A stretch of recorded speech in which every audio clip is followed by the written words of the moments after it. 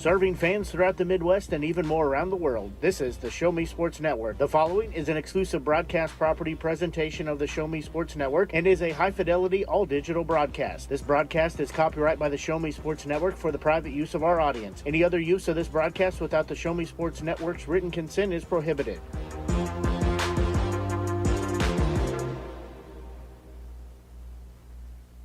Crew is ready in the Doc and Norm Direct broadcast booth. Exclusive pre-game coverage of Jefferson City Renegades baseball is brought to you by Animal Medical Center of Jefferson City, Avon with Michelle Carty, Boone County Journal, Centurion Cares, Christopher Scott, Farmers Insurance, Doc and Norm Direct, Eddie Goodell Society, Han Custom Laser Engraving, LLC, Hoslog Landscaping and Design, Last Sentinel Firearms, Retrieving Freedom, River Oak Christian Academy, Sawdust Studios, State Tech of Missouri, and Walk Off Wood Bat Company. The excitement is building in the stands, and the tension is rising in the dugout as first pitch is just around the corner. You're listening to exclusive coverage of Jefferson City Renegades baseball on the Renegades Radio Network and the Show Me Sports Network. Now let's go live to the field to the Doc and Norm Direct broadcast booth.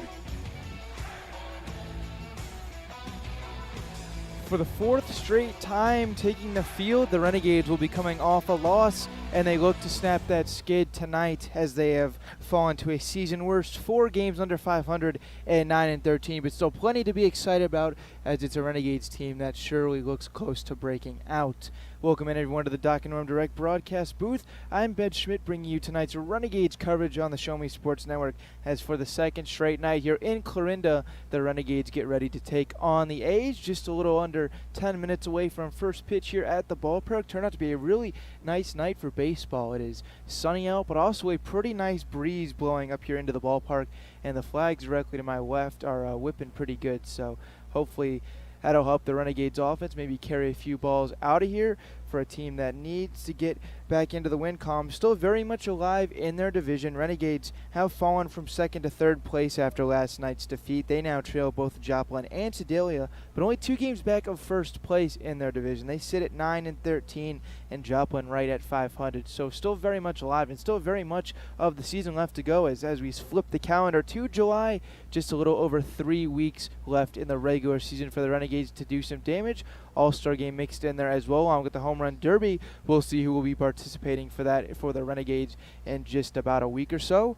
But right now at the ballpark, players just finishing up warm-up throws. Some stretching still going on for the A's out in left field. But before we get to tonight's game, let's recap last night for the Renegades, a game that really the score does not do justice on how the game unfolded, because although the fact that the Renegades lost it by a score of 10-1, it was a game that they were very much in for the first 7.5 innings. Renegades faced a real good starter last night for the A's, and Michael Ramos came into the ballgame with an ERA under 1, and the Renegades were able to put some base runners on beyond the attack early. They had 2 hits in the first, 2 hits in the second, and then 2 base runners in the third, and through those first innings they had scored a run, but Ramos really locked in from there. He goes 6 innings, gave up just the 1 run, and Will Walsh came in relief, finished the final 3 innings without giving up a run.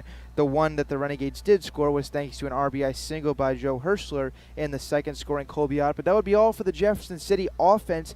Now to the Renegades pitching. Braden Boyer got the starting. He went 5 2/3 innings and allowed 3 runs, but only one of those runs was earned runs, as the other 2 came in to score on an error in the first inning. The one he did allow on the line goes to a Will Walsh solo home run in the third that left the ballpark in a hurry, but things really unraveled for the Renegades when the A's took the plate in the bottom of the 8th inning. In that long 8th inning, the A's sent 11 batters to the plate. They scored 7 runs, and coming into it, they were leading 3-1, and heading out of it, they were leading 10-1, and essentially all but put the game to rest in the bottom of the 8th inning. An inning where they only got 1 hit, the A's did. Despite scoring the 7 runs, it was thanks to a plethora of walks. There were 4 issued out by Renegades pitching in that inning. There was a couple of errors made, a bunch of stolen bases, and just the 1 hit allowed by the Renegades. So overall for Renegades pitching last night, through the first 7.5 innings, and only giving up 1 earned run, but then finished giving up 10 runs in total, some of them not earned,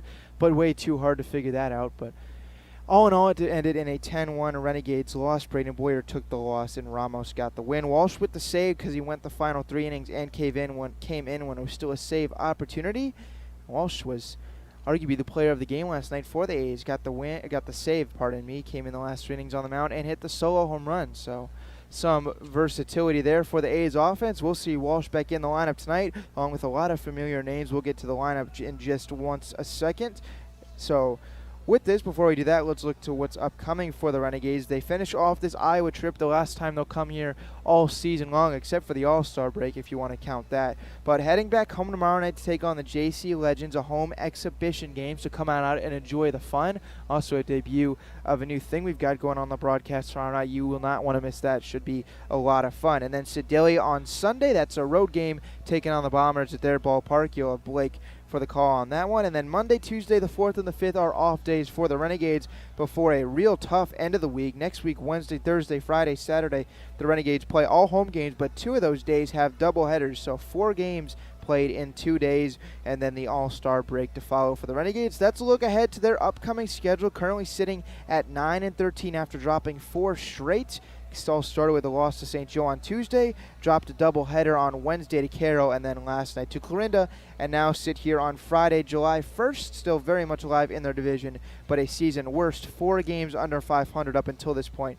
The most they had been under the 500 mark was 3 games. Umpires just walking out onto the field as I speak, which means the coaches will soon be following right as we get ready to go here at the ballpark. Different jerseys for both teams tonight. The Renegades have their yellow alternates with the blue stripe under the arms and a little bit on the back shoulders. They still go with the white pants, but wearing the yellows tonight. And same pants for the A's. They go with the baby blues, but they have switched to red jerseys. So we've got all the primary colors here tonight. Red, blue, yellow. Looks to be a pretty colorful matchup jersey-wise between these two squads. I like the red and the blue. It certainly stands out for this A's team. Looks good. But hopefully jerseys don't lead the A's to win tonight, as the Renegades have got to get something going here.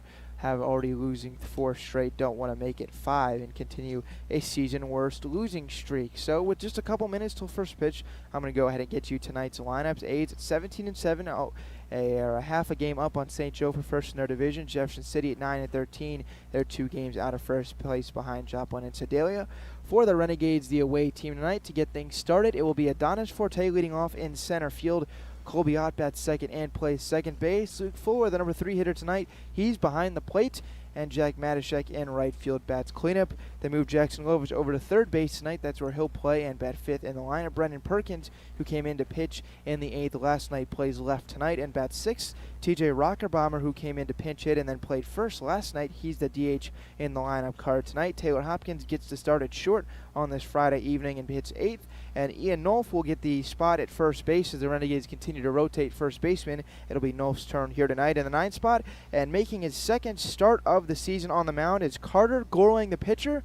Last pitch a couple of nights ago at home. Didn't necessarily know if he'd stay in the rotation or move to the bullpen, but he gets the nod on the mound tonight for the Renegades. So making his second turn through the rotation, we'll see how he's able to do. And that one start that Gorling did make, that was against the Bombers on the 25th. So just about a week ago. He went 4 2/3 innings, walked 3, struck out 6. Walked 3, struck out 3, gave up 6 hits, 4 runs, 3 earned. Took a no decision in that one as the Renegades ended up winning it 6-5. That was the game where Taylor Hopkins hit the walk-off down the right field line in the, I believe, the 11th inning. That was a long one, and the last time Gorling got the start on the mound. So one more time for the Renegades: Forte, Ott, 4, Matashek, Lovich, Perkins, Rockerbomber, Hopkins, Nolf, with Gorling getting the start on the bump. Renegades have had good starting pitching during this losing streak, despite not being able to come out on top, and despite giving up 10 runs last night. Boyer only gave up just 1 earned, 3 total through the first 6 innings that he went. Now let's turn it back over to the A's lineup. You'll see some familiar names as well. Both lineups tonight are somewhat similar, at least to the top part of the order in terms of players that also played last night. So for the A's, Tab Tracy, who wreaked havoc last night on the base pass for the Renegades, leads off and plays center. He had 4 stolen bases last night, and he's back tonight to potentially do some more damage. Max Peterson gets moved up to the 2 spot. He's back at second base tonight. And Will Walsh, arguably last night's player of the game, bats third. He's playing first base tonight. DH pitched and hit a home run last night. Cam Kelton moves over to third and bats cleanup tonight, followed by Conager Sands, the DH, hitting fifth. Bryce Phillips, newcomer in right field, hitting sixth, followed by Tyler Large, the left fielder, batting seventh. Hayes Edens, the catcher tonight for the A's, bats eighth, and then Clay Cutter plays shortstop tonight for the A's, batting ninth. And taking the mound is Brian Kraft, starting tonight for the A's. Look to see if he can build on the great start that the A's got last night out of Ramos. We'll see Kraft take the mound in just about a couple of minutes, as now player introductions going on here at the field. So one more time for the A's will be Tracy, Peterson, Walsh, Kelton, Sands, Phelps, Large, Edens, Cutter, with Kraft on the mound. This is the fourth and final meeting, if you're just joining us, between the Clarinda A's and the Jefferson City Renegades of the season. Looking back at the season series, these first two teams met in Vivian Field way back at the start of the season, just about a month ago, when this season was still in its infant stages. Renegades lost 10-0, sort of similar to how last night's game went against the A's on the third at home, and they came back the next night and won 7-6 in walk-off fashion in 12 innings. So maybe if we're looking at the pattern, Renegades are due for a close win tonight. It is much needed, as they are now falling to 1-2 on the season against the A's, and overall 9-13, a 4-game losing streak, right on the heels of a 3-game winning streak where it really looked like they were starting to get things going. Thought there was going to be a springboard into a potential long winning streak, or at least a sustained success for the Renegades. But ever since the heartbreaking St. Joe loss a couple of nights ago, just have not been able to kick things into gear. And the biggest problem for the Renegades has been the offense. Despite in the first 4 innings against the St. Joe game, they put up 5 runs. Really, ever since that point, it has been an absolute struggle to score runs. They were blanked for the final 5 of that game against St. Joe a couple of nights ago, and then came back in the first game of the doubleheader, did not score a run, were blanked 7-0, and then only scored 2 in the second half of the doubleheader, and then last night only scored 1. So they are due in a big way for an offensive breakout. Maybe tonight is the night, but regardless, we'll have to see. Just a few minutes from first pitch, Renegades are currently all lined up on the first base line, donning the yellow jerseys. A's, wearing the red with the blue pants, are jogging out to their positions as we speak, as the PA announcer here at Municipal Stadium is announcing them player by player.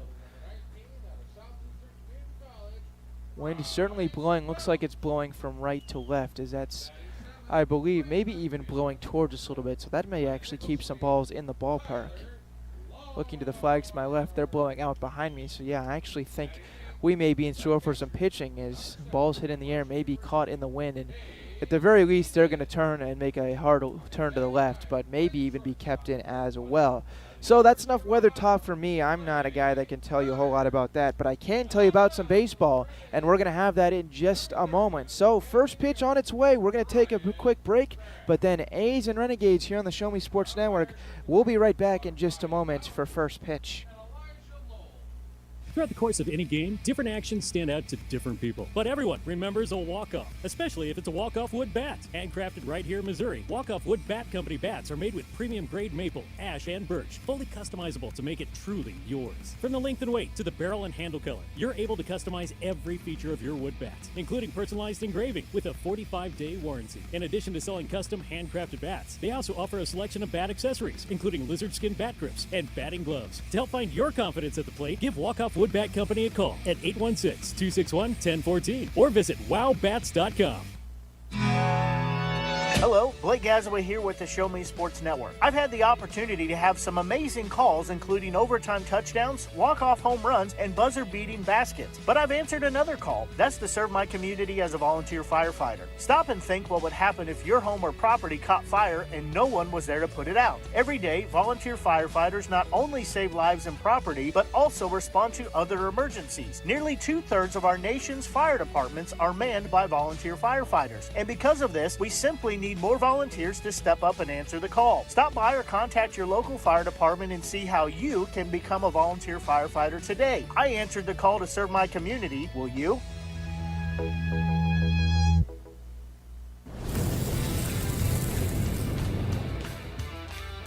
We are State Tech. We are hands-on education.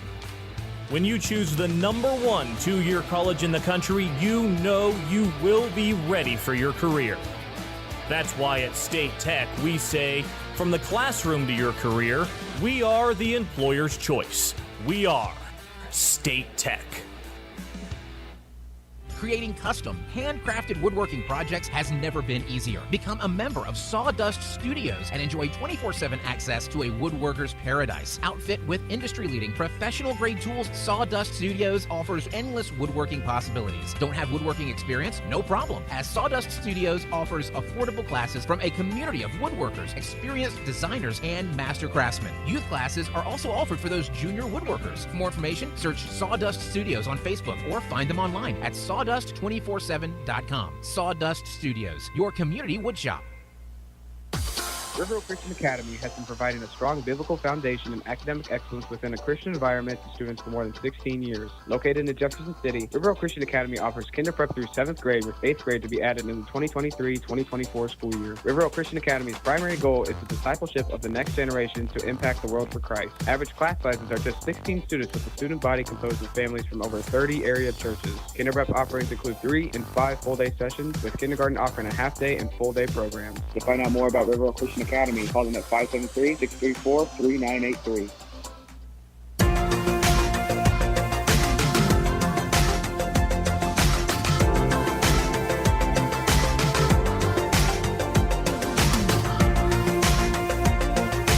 Back in the Doc and Norm Direct broadcast booth. Doc and Norm, the official transportation provider of your Jefferson City Renegades, and we are just about ready to go here for some baseball at Municipal Stadium here in Clarinda, Iowa, site of next week's, not next week's, a little over a week's All-Star game that'll take place on the 10th. That's a week from Sunday. Renegades will have coaches and hopefully a couple All-Star representatives coming back to this ballpark to show out for the Renegades. We'll have to wait and see on that one, though, as we're ready for baseball here at the ballpark. It's a battle of yellow versus red and blue. We'll see who wins the primary color duel. As Forte is in, it's a lefty-lefty matchup. Lefty Brian Kraft on the hill, and his first pitch is fired in there, a called strike, and we're off and running. It'll be Forte, odd and 4, center field, second base, and catcher. Due up for the Renegades to get this top of the first inning going.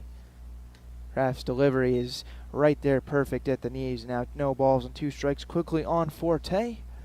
Forte did not have a great night at the plate last night. He went 0 for 5, struck out 3 times, but he's been excellent all season in the leadoff role. 0 for 2 is swung and fouled back to the backstop and will stay put right here. Renegades playing in their 10th road game of the season. After this, they'll play 5 out of their next 6 at Vivian Field. Actually, 7 out of their next 8 if you count the doubleheaders. This pitch misses up, now 1-2 on Forte. Renegades have already played more home games than road games, and it's going to increase by a large margin with next week's stretch. Kraft ahead, 1 ball, 2 strike on Forte, into the windup, and the pitch bends out of the zone. So now Forte has battled things back even, 2 balls and 2 strikes.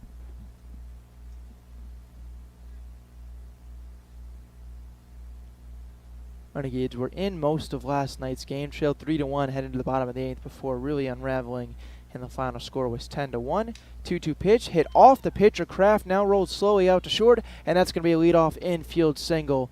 Broken bat as well, so I think Adonis will need to make a call to our friends at Walk-Off Wood Bat Company. Bat did not shatter, but it certainly sounded like it broke off the bat. Pitcher is okay as it wasn't hit all that hard. Both Jack Matashek and Luke Fuller are inspecting that bat in the on-deck circle. Looks to maybe even be all right, but if it did die, it died a hero as Forte reaches to get this thing going. So it'll be an infield single. Now Ott steps in. He scored the Renegades' only run tonight. Kraft's first pitch swung on a miss, now 0-1 on the Renegade shortstop. So Forte, after having a rough night at the plate last night, quickly gets things going by reaching to start this first. He leads off of first base, pitch to Ott, line back up towards the second baseman. He's going to step on second, make the throw to first, and Peterson has delivered a double play thanks to stepping on the bag and throwing over to Walsh. Kraft has now retired 2 batters here in the top of the first inning. Ball not hit all that hard and almost right at Peterson, the second baseman, only to move a couple steps to his right. Didn't even have to flip to his shortstop cutter and then delivered a perfect throw for the double play. So Renegades leadoff base runner erased, and now nobody on with 2 out for Luke Fuller. Left field last night, catching 2 nights, and looks at a called strike 1. Kraft has gone 0-1 to all 3 Renegades hitters so far to come to the plate. A little bit different look, lefty pitcher starting tonight for the A's compared to the righty last night. This one a shallow blooper, but the second baseman is going to run under it, and Peterson had to play in all 3 outs this inning. Renegades go 1, 2, 3. So Renegades continue to scuffle on offense. We'll see what Carter Gorling can do. He'll take the mound for the bottom of the first inning here at Municipal Stadium when we're back in just a moment. Last Sentinel Firearms is your federally licensed and registered Type 7 FFL manufacturer dealer in Missouri, providing quality products to all types of sports enthusiasts, law enforcement, and individuals across the nation. Orders are currently being fulfilled, offering custom-built pistols and rifles from the AR platform made right here in Missouri. Visit their website at lastsentinelfirearms.com or call them at 417-684-7202 to find out what they've got for you. Last Sentinel Firearms, you are your last line of defense. Hi, I'm retired Army Sergeant Trent Dirks, and I want to tell you about an organization that saved and changed my life forever. Retrieving Freedom provides highly trained service dogs to veterans with disabilities and children with autism, absolutely free of charge, thanks to the generous donations and support from people just like you. Experts from Retrieving Freedom help throughout the entire process, from fostering programs through service dog placement. Retrieving Freedom gave me the skilled service dog Tracer, who has been my best friend and my lifeline. To find out more about how you can get involved, volunteer, foster, or to donate, visit their website, retrievingfreedom.org. Retrieving Freedom, changing lives through the training and placement of service dogs for veterans with disabilities and children with autism. Hi, this is Nick Hoslag, owner of Hoslag Landscape and Design. Every day, my highly trained team of experts works hard to give you the outdoor living area you've been dreaming of. By focusing solely on landscaping and hardscape construction, this has made us the preferred landscape and design company serving Jefferson City and the central Missouri area. Thank you for all your continued support in voting us as winners of the Reader's Choice Awards and Jefferson City's Best multiple years running. When you are ready to begin your dream outdoor project, call us at 573-301-9464 to schedule an estimate or visit hoslaglandscape.com.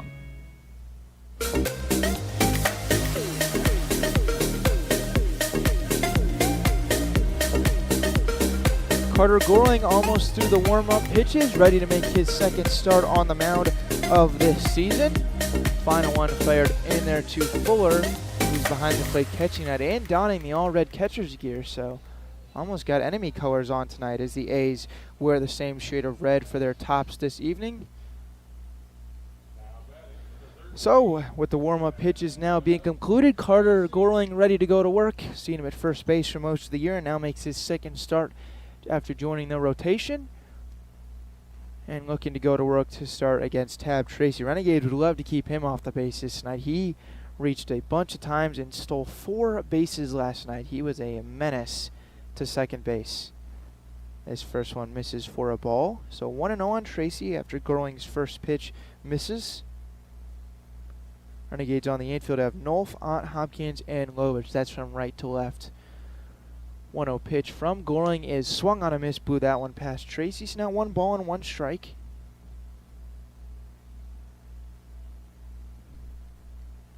Not a ton of fans here at the ballpark tonight, although when you look down the left field side, out in the grass area, a bunch of people brought their own lawn chairs. That looks like the spot to really camp out.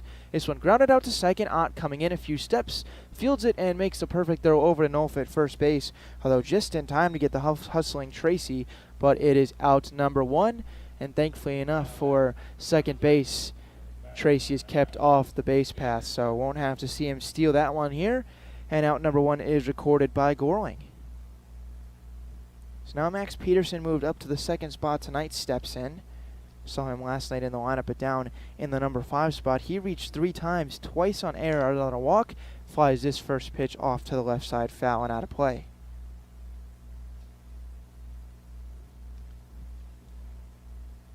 Will Walsh, who pitched and homered in the DH and pitcher spot last night, waits on deck. He's at first tonight.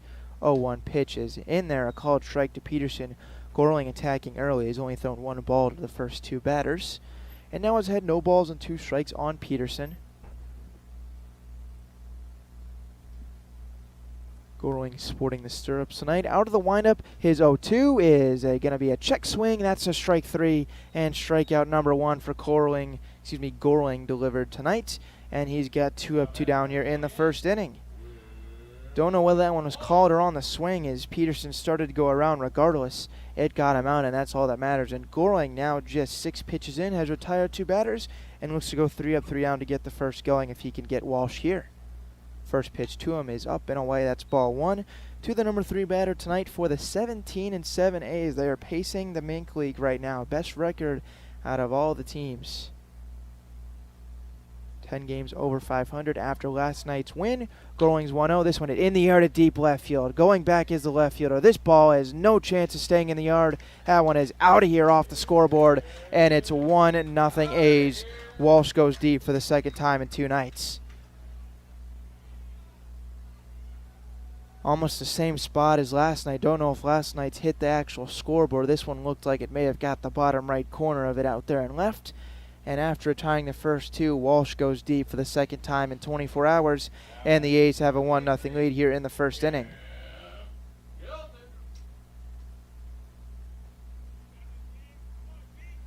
So Goring now will look to reset, gave up just a solo bomb, so nobody on with 2 out. Now we'll face Cam Kelton. First pitch to him, bends in there for a called strike, now 0-1.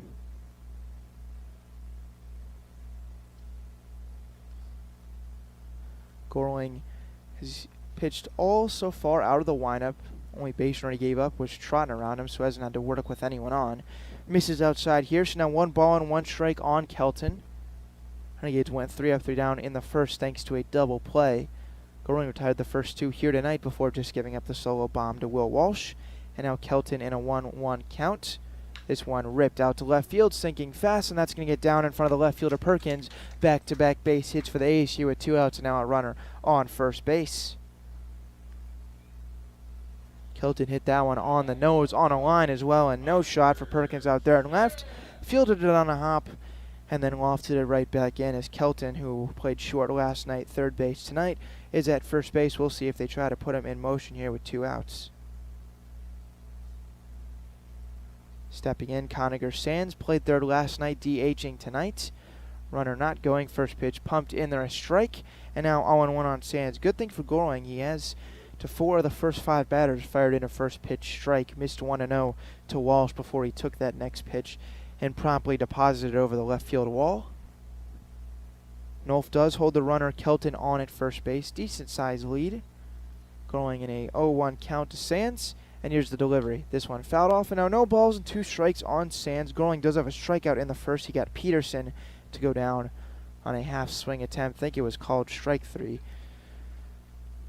Giving up 2 hits, has not walked a batter, and has been charged with 1 run here in the first. Renegade trail 1-0. Goring had no balls and 2 strikes on Sands. Runner at first base. Goring sets, looks in a couple times, and now the pitch fouled off, and we'll have to do another. Wind looks to have died out there in left field as the flag that towers right over the Municipal Stadium scoreboard out in left really has not got a whole lot of movement going on. Certainly was not going to hold the ball that Walsh put in play. Got every stitch of that one to make it 1-0. So after the foul ball, Goring quickly checks the runner. That's Kelton at first base. He's got a 0-2 count on Sands after the foul ball. And time is called after Goring took a pretty long look into his catcher, Fuller. So Sands steps out, now back into the box. Runner Kelton at first base is held on by Nolf. That's the infield straight up. Here's the 0-2 and misses high for a ball, the first one of the at-bat to Sands. Bryce Phelps, the right fielder, left-handed batter, waits on deck. If this inning were to continue, it would mean 3 straight 2-out batters would reach, a right-handed batting. Bryce Phelps waits on deck, not a left-handed batting one. Goring just missed, so 1-2, hits the pitch. This one low, runner going. The throw to second is going to be too late. As sliding in just ahead of the tag was Kelton, and already the A's have another stolen base here tonight, and now a 2-out runner in scoring position as the pitch also missed, so now 2 balls and 2 strikes on Sands.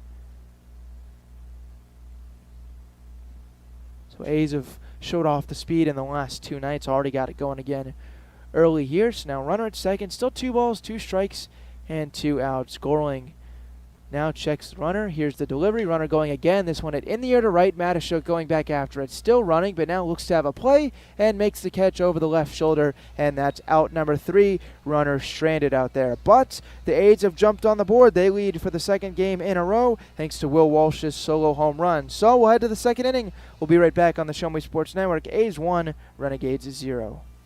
Since 2018, Han Custom Laser Engraving LLC has been specializing in all things custom, using large format, high-powered lasers. With some of the most advanced technologies on the market, anything can become a canvas. The state-of-the-art system makes quick work of custom engraving on cups, glass, tile, wood, acrylic, metal, headstones with endless possibilities. They also offer custom one-of-a-kind signs that are sure to make your design stand out. Find them on Facebook at Han Custom Laser Engraving or call 573-489-8732 to find out more. Han Custom Laser Engraving LLC, a veteran-owned business.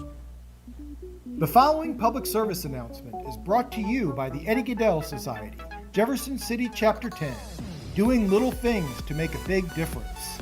Want to make a big difference in your community? Be kind to others, drive safely, and put litter in its proper place. Join us in celebrating Eddie Gaedel's historic Major League appearance as a member of the St. Louis Browns by doing something nice for someone today. Take a walk, Eddie!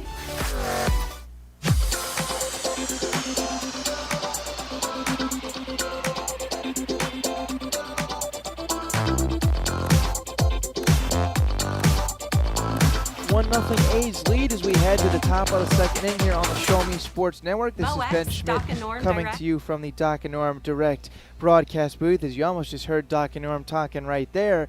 But do want to remind everyone to go riding with Doc and Norm Direct, Mid-Missouri's leader in premier group travel. Group sizes from 1 to 100 or beyond, they do it all. Doc and Norm Direct is also the official transportation provider of the Renegades, getting us to all our road games safely, efficiently, and in style. To book your spot for your next adventure, call them at 573-256-1991 or email reservations at mlexpress.com. Thanks again, once again, to Doc and Norm.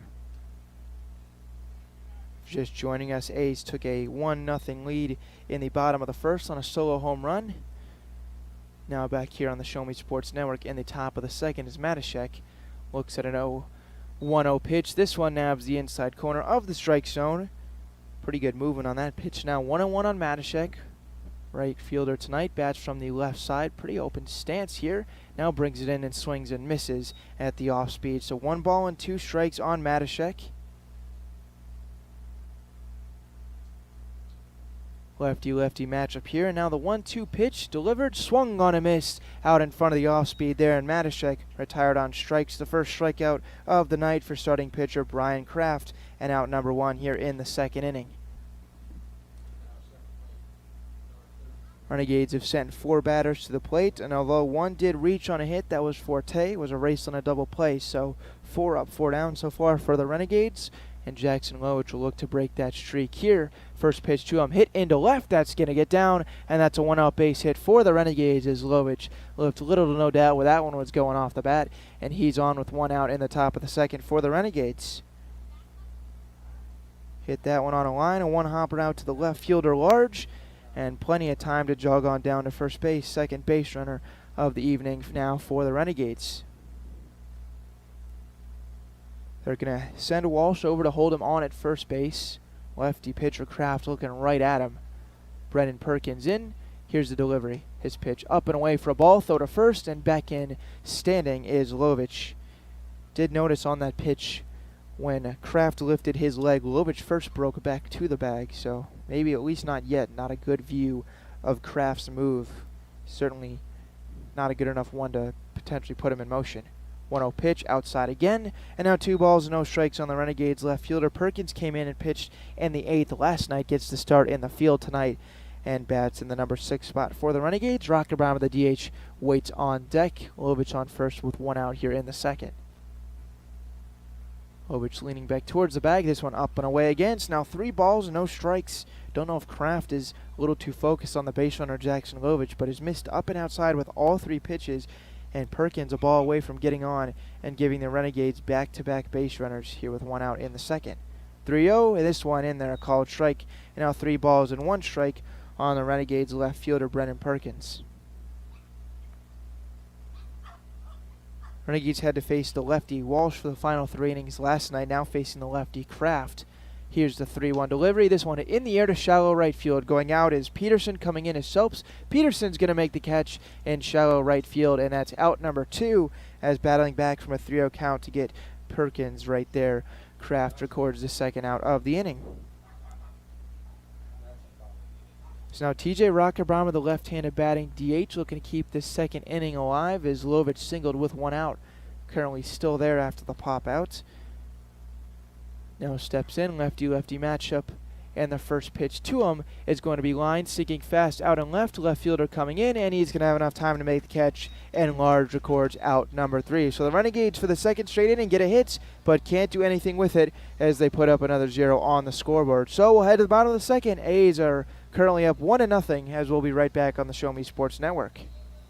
MoX Dock and Norm Direct is back better than ever. Much more than your #1 ground shuttle transportation service to St. Louis Airport. Yes! MoX Dock and Norm Direct is Mid-Missouri's leader in premier group travel. Sporting events, concerts, wedding receptions, the lake, winery trips, Branson, plaza shopping, reunions, pub crawls. Group sizes from 1 to 100 or beyond. We do it all. Remember, we want you to ride MoX Dock and Norm Direct. When things come out of left field, having a game plan matters. Farmers Insurance has over 90 years of experience helping people play through every stage of the game. We've seen almost everything, so we know how to cover almost anything. Talk to Farmers Agent Christopher Scott at 573-896-0131 to see how I can help you stay in the game. That's Christopher Scott at 573-896-0131. We are farmers. Bum, ba-dum, bum, bum, bum, bum. Underwritten by Farmers Truck Fire Insurance Exchanges and Affiliates. Products not available in every state.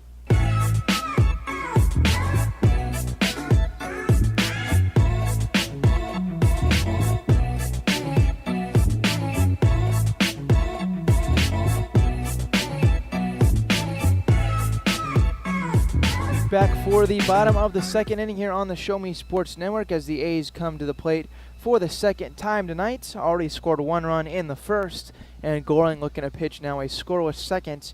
Faced 5 batters in the first inning, went ground out, strikeout, homer, single, flyout. So see if he can get a little bit better results here in the second inning. Retired the first 2 batters he faced and looked to do it pretty efficiently, and then had a little bit of a road bump with Walsh and Kelton. But now we'll face the lower part of the A's lineup in the second inning. 6, 7, 8, Phelps, Large, and Edens. First pitch is going to nab the outside corner. Good frame job there by Fuller behind the plate, and that gets Phelps into an 0-1 count. Going into the lineup, already had no balls and a strike. This one lined out to second. Odd leaps, and he makes the jumping grab just in front of the outfield grass. Nicely done by the Renegades second baseman, and that's a much-needed out number 1 here in the second inning. That ball was headed for right center field. If Ott didn't snag it, probably would have only been a single, but it would have been a leadoff one. But Ott got airborne just in front of outfield grass and makes the catch for out number 1. It's now Tyler Large stepping in. Gets this second inning for the second at-bat of the inning after Phelps was just retired on a line-out and looks at strike 1 there. So now 0-1. Was not in the lineup last night, but now gets the turn in left and bats 7th. Gorling's 0-1 delivery skips in there and will bounce over near the Renegades dugout. So now 1 ball, 1 strike. Hayes Edens, the catcher, waits on deck. Clay Cutter, if A's can have any base runner reach, similar to how the first inning started. First out recorded to the second baseman, Colby Ott. We'll see if the trend continues with a strikeout here, as that's how the first inning started. But Gorling's going to fall behind now 2-1. Missed outside with back-to-back pitches on Large.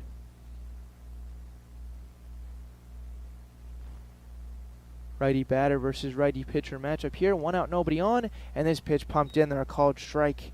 Good delivery there. So now 2 balls and 2 strikes. Gorling looking to retire the second straight batter here in the second. 2 hits so far for the A's and 2 hits for the Renegades as well, but the Renegades have not been able to push across a run. So Gorling into the windup. Here's the 2-2 pitch, and it bends out of the zone to now run it full. First full ball count of the night. Gorling has really been good at firing strikes so far. Only up until this point it pitched in 1 2-ball count. That was to Sands where he went 2-2. Here's the 3-2 pitch. This one called strike 3 on the inside corner. Perfect spot there, and Goring gets strikeout number 2, and more importantly, out number 2 of the second inning on a backwards K. Looked like at the start of the pitch floor, maybe even set up a little bit outside, and then pitch came all the way back inside, and perfect location there. Nothing that Large could have done with that pitch, and now it'll be up to Hayes Edens to keep the inning going. First pitch swung on a miss. Goring went with the fastball and blew it by him, so 0-1 on the catcher for the A's. Edens, like Large, also not in the lineup. Bottom third of this A's order was not seen last night. 0-1 pitch in there, a called strike, went with the all-speed there. Now quickly 0-2, Goring looking for strikeout number 3. Outside of the one road bump to the 2 hitters at the 3 and 4 spots in the first, he has been pretty efficient. 0-2 pitch coming. Here's the delivery. This one inside, and that's going to get Edens and give the A's a 2-out base runner. Tried to come up and in, and it got just in the shoulder back area for Edens, and he now heads down to first, the third base runner of the night for the A's. So Goring now going to have to go back to pitching out of the stretch with a base runner on first with 2 outs. First 2 of this inning were retired via line out and strikeout, and now Clay Cutter. After Cutter, we'll go back to the top of this A's order. Second of 2 straight games here in Clarinda between the A's and the Renegades. First pitch to Cutter is on the outside corner. About as good of a spot as Goring could have put it there. So now no balls and strike. Once again, jumping out ahead of hitters. Believe he's only fallen behind in a 1 ball, no strike count to Walsh. First time through the order he has attacked the zone. 0-1 pitch inside, almost got Cutter there, just able to scoot out of the way. And now 1-1 count on the shortstop for the A's. Runner Edens was just hit by a pitch. He's at first base. They do have Nolf hold him on. Goring quickly checks him before straightening up at the bump. Not a big lead whatsoever. Here's the 1-1. This one fouled straight back.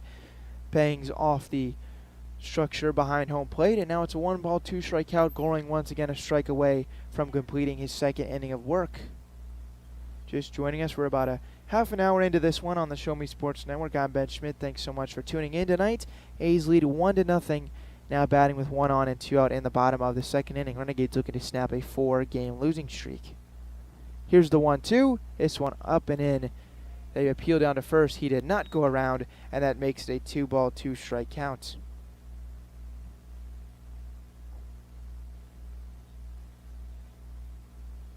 So Goring looking to retire the final batter, retired the first 2 before hitting Edens. Now looking to get Cutter here without putting a runner in scoring position and having to go back to the top of the order. 2-2 pitch. This one fouled off, and we will stay put right here. Goring looking to put Cutter away.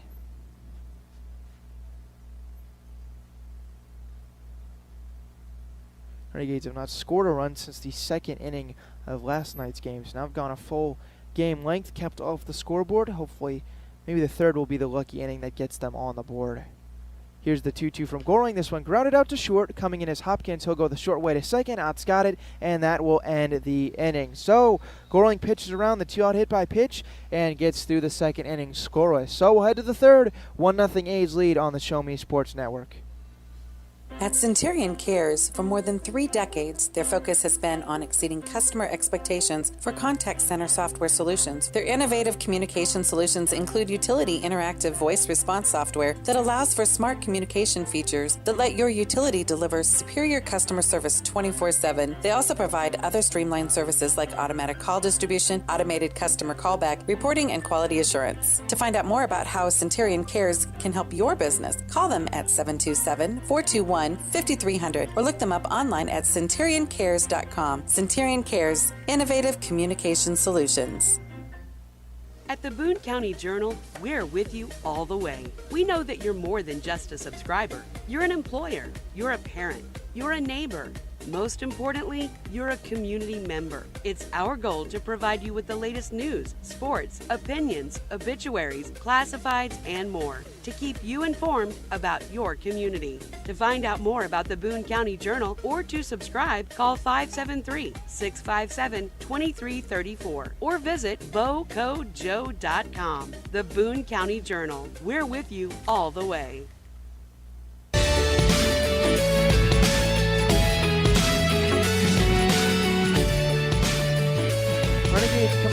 here in the top of the third inning. Looking to get on the board for the first time tonight. And speaking of coming to bat, let me tell you about our friends at Walk-Off Wood Bat Company. Handcrafted right here in Missouri, Walk-Off Wood Bat Company bats are made with premium grade maple, ash, and birch, fully customizable to make it truly yours. From the length and weight to the barrel and handle color, you'll be able to customize every feature of your wood bat, including personalized engraving with a 45-day warranty. In addition to selling custom handcrafted bats, they also offer a selection of bat accessories, including lizard skin bat grips and batting gloves. To find your confidence at the plate, give Walk-Off Wood Bat Company a call at 816-261-1014 or visit wowbats.com.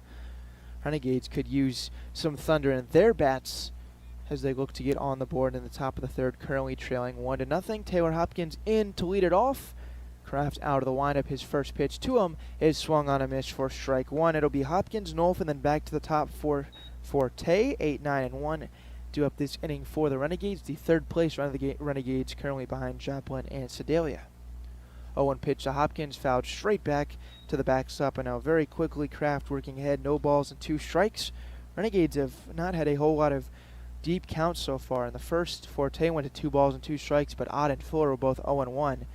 And then last inning, they sent 4 guys to the plate as the 0-2 is grounded weakly to first. First baseman Walsh has got it. He takes it to the bag himself, and that get Hopkins for out number 1. Was going to say in the second, Matishek struck out. I saw 4 pitches. Lovich saw only 1. Perkins saw 4. And Rockerbomber also saw only 1. So not working deep into counts so far against Kraft. Maybe the plan was to be aggressive, but also Goring hasn't had a whole lot of time to sit down in between innings. So Hopkins retired for out number 1 in the third on a ground out to first base, and that'll be Ian Nolf with no one on and 1 out. First pitch to him, fouled straight back, hits the net, and now no balls and a strike.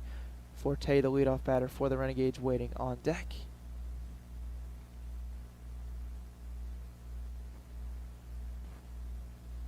So back into the lineup, lefty Kraft, so far through 2 1/3. Pitch is one that misses down low, so 1 ball and 1 strike on Nolf. Last saw Nolf a couple days ago in the first game of the doubleheader, played first base, and then came in to pitch in that one. Went 0 for 2, walked in the game. Delivery is outside. No, that nabbed the outside corner.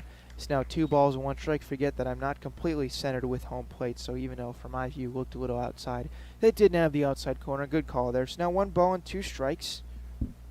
Here's the pitch. This one swung on a miss at strike 3, the second strikeout of the game for Brian Kraft, and he gets 2 up to down here in the third inning. Nolf goes down swinging. So after the strikeout from Nolf, we'll go back to the top of the order. Forte will step in. Does have to deal with the lefty-lefty matchup. Had an infield single the first time up, swings first pitch and fouls it back for strike 1. Singled on the infield, actually off the pitcher Kraft to lead off this ballgame, then was eliminated on a double play. Now bats with no one on and 2 out. Renegades trail 1-0 in the top of the third. This one bends into the outside corner. That's a called strike. Now 0-2 on Forte. Kraft retired 2 already. This inning has only thrown 1 ball to the 3 batters that he's faced. Into the windup, the 0-2 pitch. This one flied off to the left side and out of place. We'll do the 0-2 again. He went 0-2 to Hopkins before getting him to ground out. Struck out Nolf in a 1-2 count, and then now 0-2 to Forte. So he is just pounding the zone, and Renegades, at least yet, although they have 2 hits, have not been able to figure it out. 0-2 again to Forte. This one misses outside, so now 1 ball and 2 strike on the Renegades leadoff hitter. Colby Ott, who grounded into the double play in the first, waits on deck. If Forte can keep this third inning alive, Renegades already have to rally, although it's only down by 1 run. 1-2 pitch to Forte. This one hit in the air, and that gets foul out of play. So another foul ball off the bat of Forte, and we'll do the 1-2 pitch once again.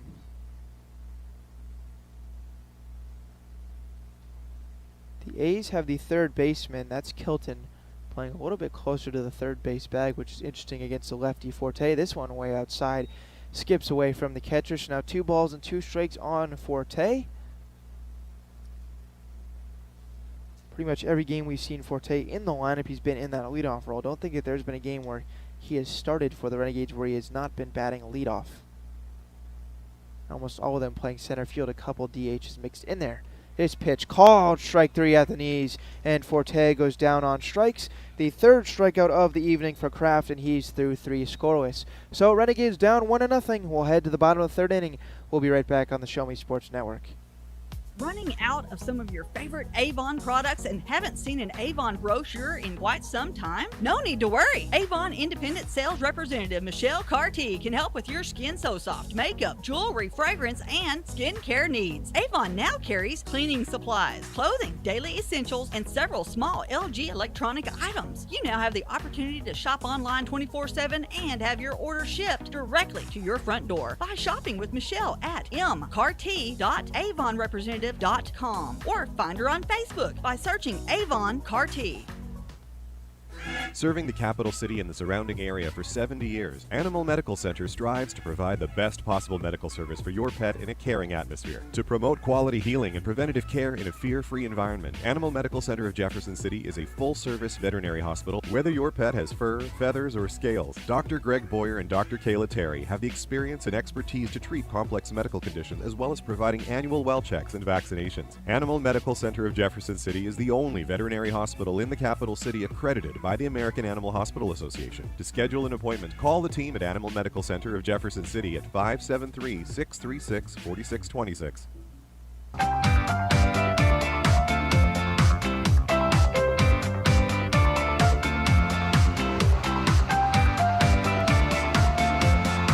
Carter Bowling returns to the mound for the bottom of the third inning here in Clarinda, Iowa.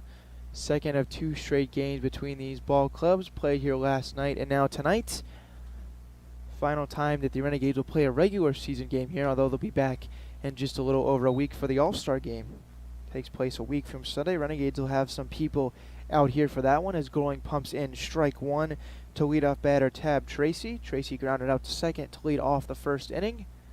Next pitch is also in there. A strike called for Goring, and now he's ahead 0-2 on Tracy.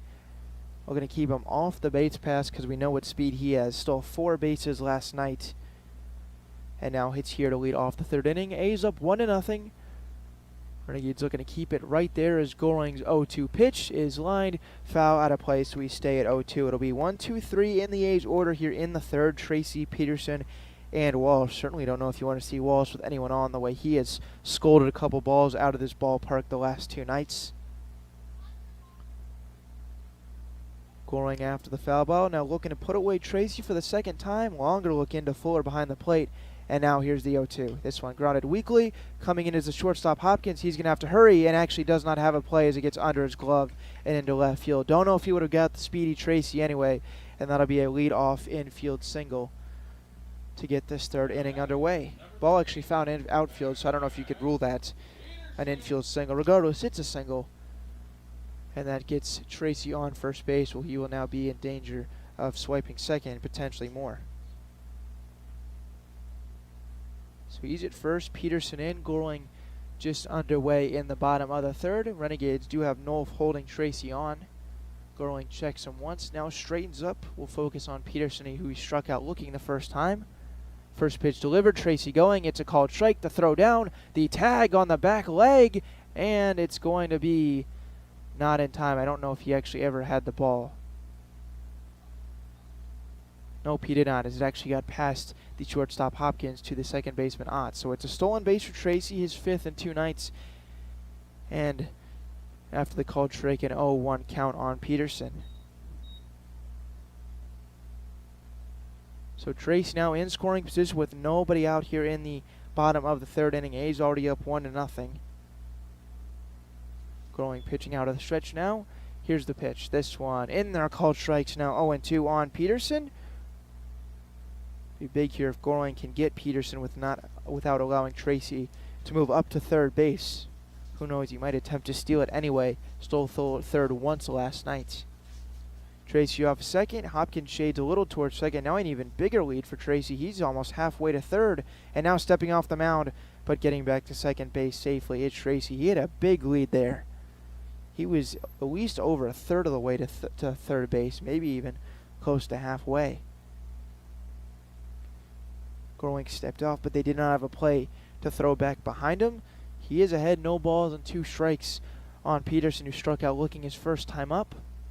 Tracy once again a big lead off a second. Here's the 0-2. This one grounded to second. We'll move the runner over. Ott's got it. The throw to first is in time. And Tracy up to third base now with one out and a productive out by Max Peterson. Gorling does record his first out of the third, but now pretty much any ball in play puts the A's up 2-0 with double their lead. And the man who gave them that lead, Will Walsh, with a solo home run to left in the first, stepping in. So Tracy at third base. Peterson just grounded out. One out in the bottom of the third. Renegades down 1-0. And here's the first pitch to Walsh. Swung on and missed.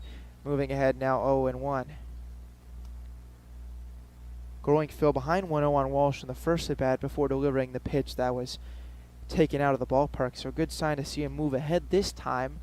See now if Walsh expands the zone behind in the count. 0-1 pitch, skips in there. That's going to get away. And Tracy can jog on home. No play at the plate. It's now 2-0 A's. Had to go down as a wild pitch that allows Tracy to score. And now the A's have doubled their lead here in the bottom of the third inning.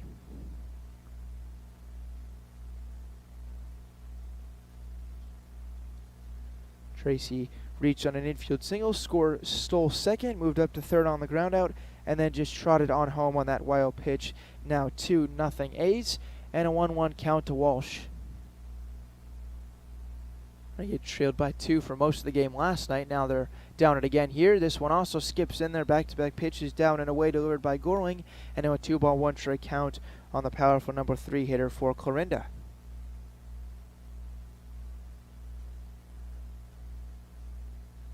Gorling has given up the 2 runs, has not pitched bad. He's given up just 2 hits, actually 3 hits now thanks to the Tracy one here to get this inning going. He struck out 2, has not walked a batter, and now given up 2 runs.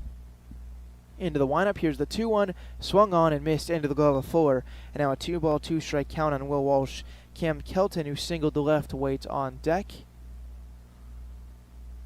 Just joining us, he scored 1 in the first, now 1 in the third. Still batting in the third. 2-2 pitch, lined out to shallow left. That's going to get down, and that's 2 for 2 so far for Will Walsh. He's on first base with a 1-out single. So wild pitch doesn't matter. Would have scored the runner Tracy on third anyway, and now Walsh is on with 1 out. But at least Gorling can think of it 1 ground ball away from getting through the third inning. So Kelton steps in, singled 2 left his first time up, then stole second base. A's already have 2 stolen bases through the first 2 innings and an out here into the third. They hold Walsh on at first base with Nolf. Not a big lead. First pitch to Kelton is in there, a called strike on the outside corner. So now no balls and a strike. Conacher Sands, who flew out to right, waits on deck.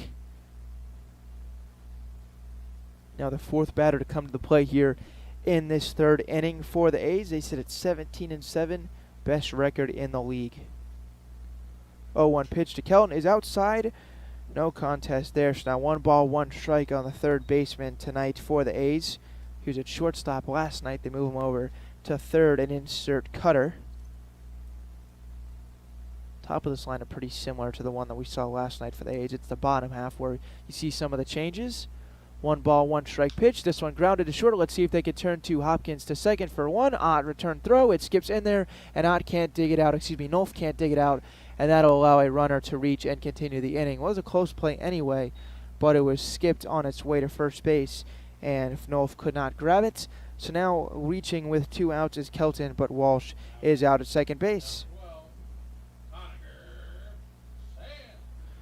So Kelton on for the second time, now sporting a 1-for-2 line, and Sands, who is 0-for-1 with a flyout to right, steps in with a runner on first base, and 2 out, very same situation that he came to the plate in the first.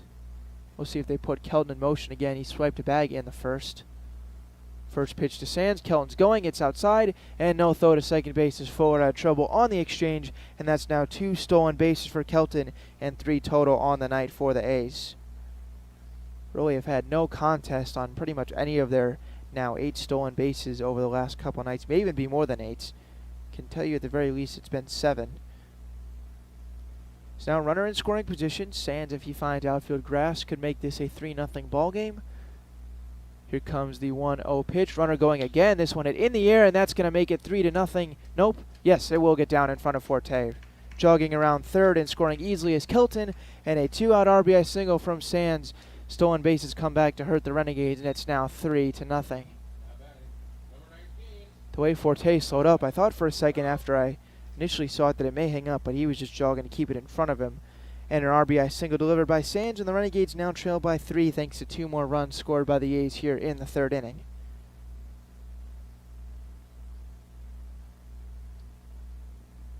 A's scored their first run in this inning on a infield single. Tracy then came around to score on a wild pitch, and then Kelton reached on a fielder's choice, and then comes home to score on the RBI single by Sands. First pitch to Phillips is in there, a called strike, now 0-1 to the 6th batter of this inning for the A's. Sands at first base. Nolf holds him on. 0-1 pitch is grounded out to short. Taylor on a couple hops. Taylor Hopkins will take it to second base himself, and that will get out number 3. But the A's add 2 more runs. They now lead it 3-0 and will head to the 4th. We'll be right back for more Renegades baseball on the Show Me Sports Network.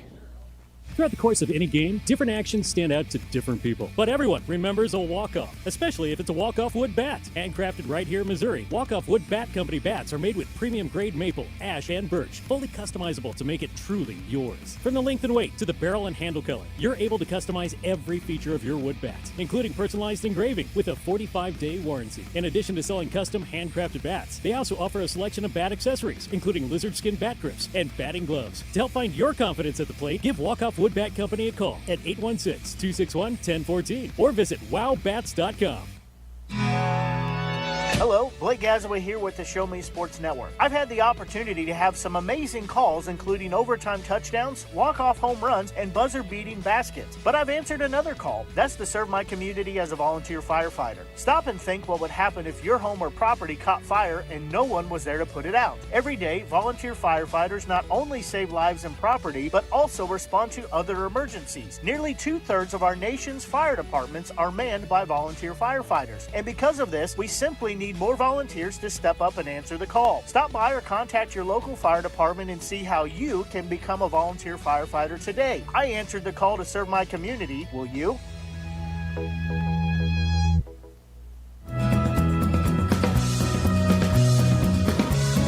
Work to do for the Renegades coming to the plates.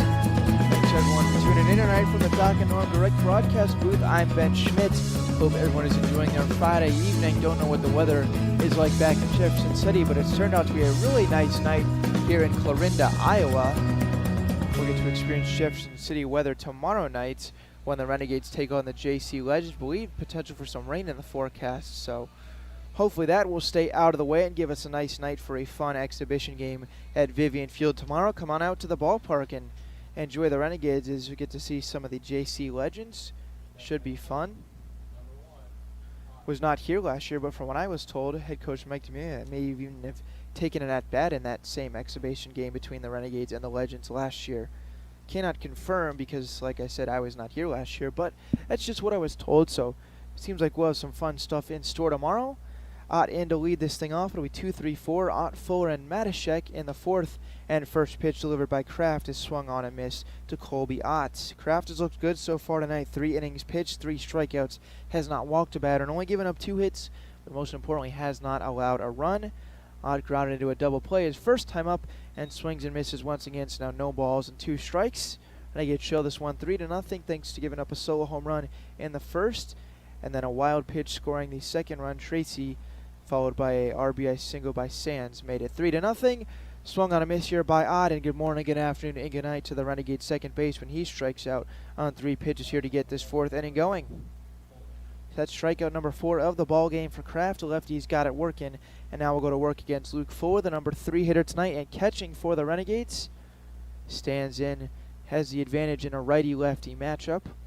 Renegades looking for anything on offense here, and first pitch is a called strike, so all 4 delivered this inning out of the arm of Kraft have found the zone. He has been very efficient tonight. Only 1 3-ball count so far, and he's faced now 12 hitters. This one inside's now 1-1. Now the 12th hitter so far faced tonight for Kraft, and only 1 3-ball count.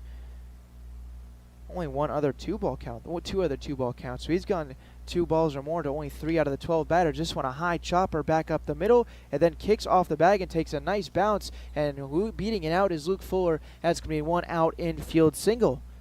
Hit that one so hard into the ground that Peterson went back on it. And then even better, just died when it landed right on top of the second base bag. And although Peterson made an attempt at it, not enough time to get Fuller. And that's a 1 out infield single. The Renegades' 3rd hit of the ball game.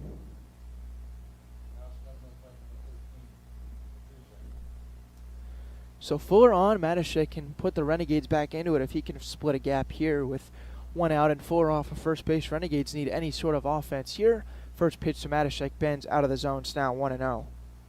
This inning started with a strikeout, Fuller just singled, and now Matashek steps in. Renegades trail 3-0 in this top of the 4th inning. Kraft checks the runner at first, that's Fuller. Pitch bends out of the zone, so now 2-0 to Matashek, who struck out swinging his first time up. That was to lead off the second. Battle of the primary colors tonight. Renegades got the yellow jerseys versus the red and baby blue for the A's. This one in there are called strikes. Now 2 balls and a strike on the Renegades right fielder. Matashek reached base twice last night, continuing a pretty good streak for the Renegades outfielder. He's been on base at least a couple times in seemingly every game. This one outside, it's now 3-1 on Matashek. Would be the first time that he reaches tonight if he can either put one in play for a hit or walk here. Already had in a 3-ball, 1-strike count. Not a huge crowd here at the ballpark, but they're ones who are here supporting their A's, who are up 3-0. This one off the outside corner, and that's a walk and back-to-back base runners for the Renegades. They may have something cooking here in the 4th inning. Fuller, who hit the infield single, will move up to second base after Matashek took some good pitches there to walk, and now Lovich, who has 1 home run on the season, steps in as the tying run here in the top of the 4th. He's been prone most of the season to attack early in the at-bat, so I don't know if that's something that Kraft knows, but Lovich singled on the first pitch to left his first time up. Swings first pitch here and misses for a strike. Couldn't catch up with the pitch high and a little bit outside. So now no balls and 1 strike on Lovich. Bats with 2 runners on, looking to get the Renegades on the scoreboard for the first time tonight. Lovich played short last night. He's at third tonight. Here's Kraft's 0-1. This one fouled off to the right side, over to the field to our right. So now it's no balls and 2 strikes on Lovich. Perkins, who popped up to second, waits on deck. Renegades for the first time have a runner in scoring position. They had 2 hits prior to this inning, but both times runner never left first base. And now they've got Fuller at second and Matashek at first. Renegades broke with 2 on. Peterson shading Fuller a little towards second.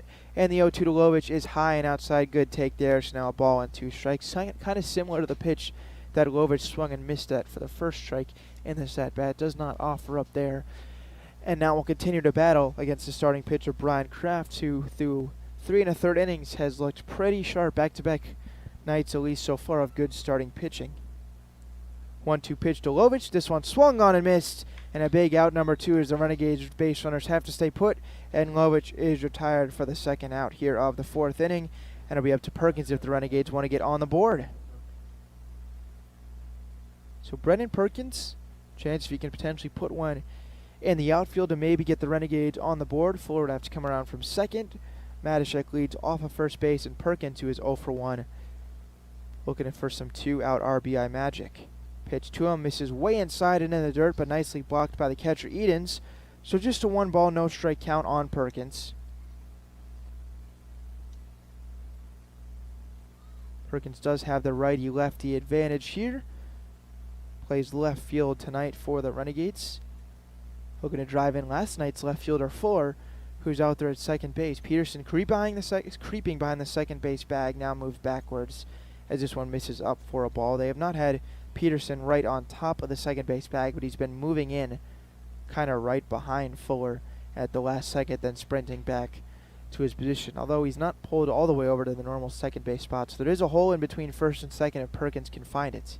He's ahead in a 2-0 count. Pitch to him. It's upstairs. Now 3 balls, no strikes, and the Renegades a chance here to load the bases. But it feels like every time I say that in a 3-ball count, the opposing pitcher comes back and then ends up eventually not walking him. So Matashek off of first. He walked, and Fuller off a second. He singled. This pitch nabs the strike zone. So now 3 balls, 1 strike count on Perkins. Was also ahead in a 3-1 count when he popped up with 1 on and 1 out in the second inning. Has 2 on and 2 out now here in the 4th. Renegades trailing 3-0, 2 outs. And here's the 3-1 delivery. This one swung on and missed. Got one upstairs and outside by him. And now a full count, so runners will get a head start. Any hit here by Perkins will likely give the Renegades a run with the runners in motion, but he's going to have to do it in a 2-strike count. 3 balls, 2 strikes, 2 outs. And here's Kraft's delivery. This one nubbed out to second base, hit off the inside part of the bat. On a couple hops, the second baseman has it, throwing just in time to get the hustling Perkins. Peterson, just enough muscle on that one to get it to Walsh at first, and Perkins just retired to end the inning. So Renegades for the first time get a runner in scoring position, but held off the scoreboard once again. So we'll head to the bottom of the 4th. Renegades show this one 3-0 on the Show Me Sports Network.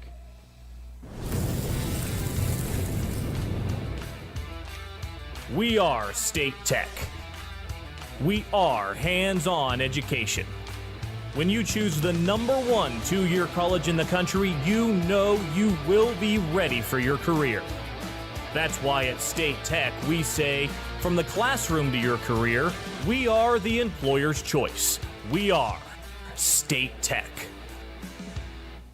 Creating custom, handcrafted woodworking projects has never been easier. Become a member of Sawdust Studios and enjoy 24/7 access to a woodworker's paradise. Outfit with industry-leading professional-grade tools, Sawdust Studios offers endless woodworking possibilities. Don't have woodworking experience? No problem, as Sawdust Studios offers affordable classes from a community of woodworkers, experienced designers, and master craftsmen. Youth classes are also offered for those junior woodworkers. For more information, search Sawdust Studios on Facebook or find them online at sawdust247.com. Sawdust Studios, your community woodshop.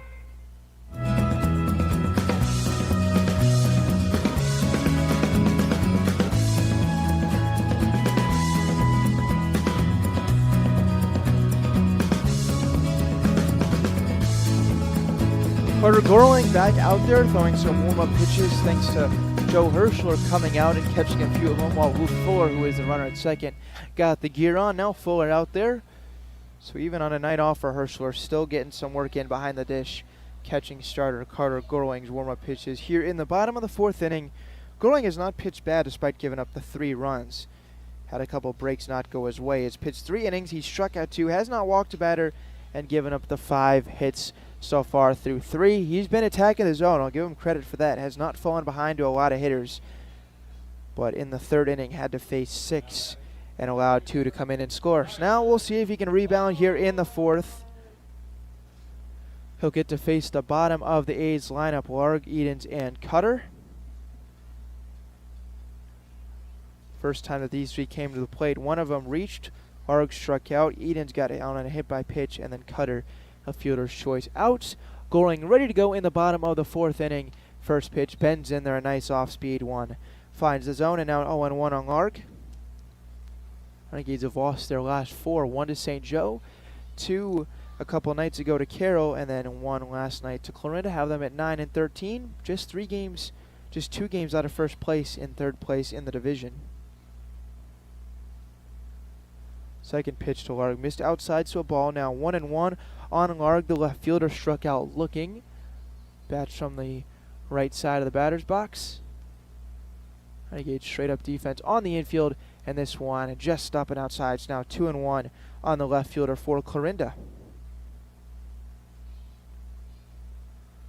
Already 3-0 deficit for the Renegades, and they did show some signs of life on offense last inning, but really cannot afford to fall behind by any more. This pitch fouled off to the right side, and now a 2-ball, 2-strike count on Larg.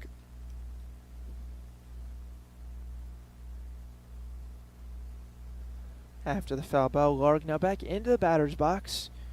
Right-handed batting, Hayes Edens waits on deck. He's catching tonight. Going into the lineup, and here's the 2-ball, 2-strike pitch. This one grounded weakly to the 3rd base side. Lovich a couple steps to his left will now fire a missile on over to first, and in time to get the hustling Larg.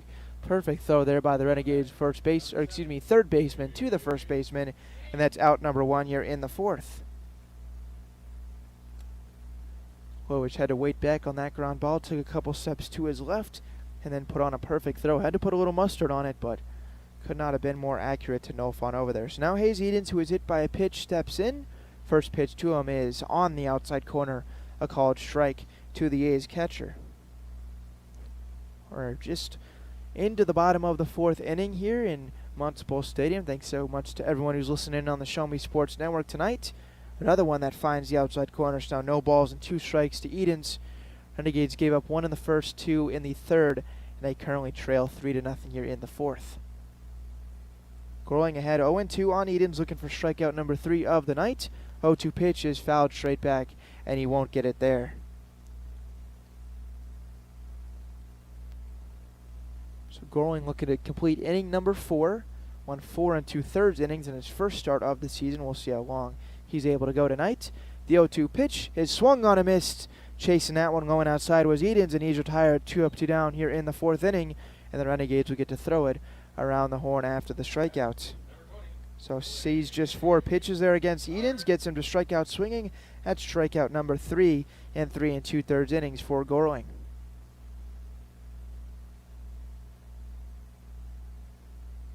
So now number 9 hitter Clay Cutter, who reached on a fielder's choice, steps in with nobody on and 2 outs here in the fourth. First pitch to him is fouled straight back. Gorling, despite giving up the 3 runs, continuing to work ahead to batters, firing in first pitch strikes. He's been good at that all night and does it once again here to Cutter. Facing this third batter of the fourth, got low to ground out and Edens to strike out. And now the 0-1 is way up and into Cutter, so we're even at a ball and a strike. This would be the first 3 up, 3 down inning that Gorling has pitched if he can get Cutter here. Did only have to face 4 batters in the second, as this one is hit in the air to right, but looks like it's going to get out of play.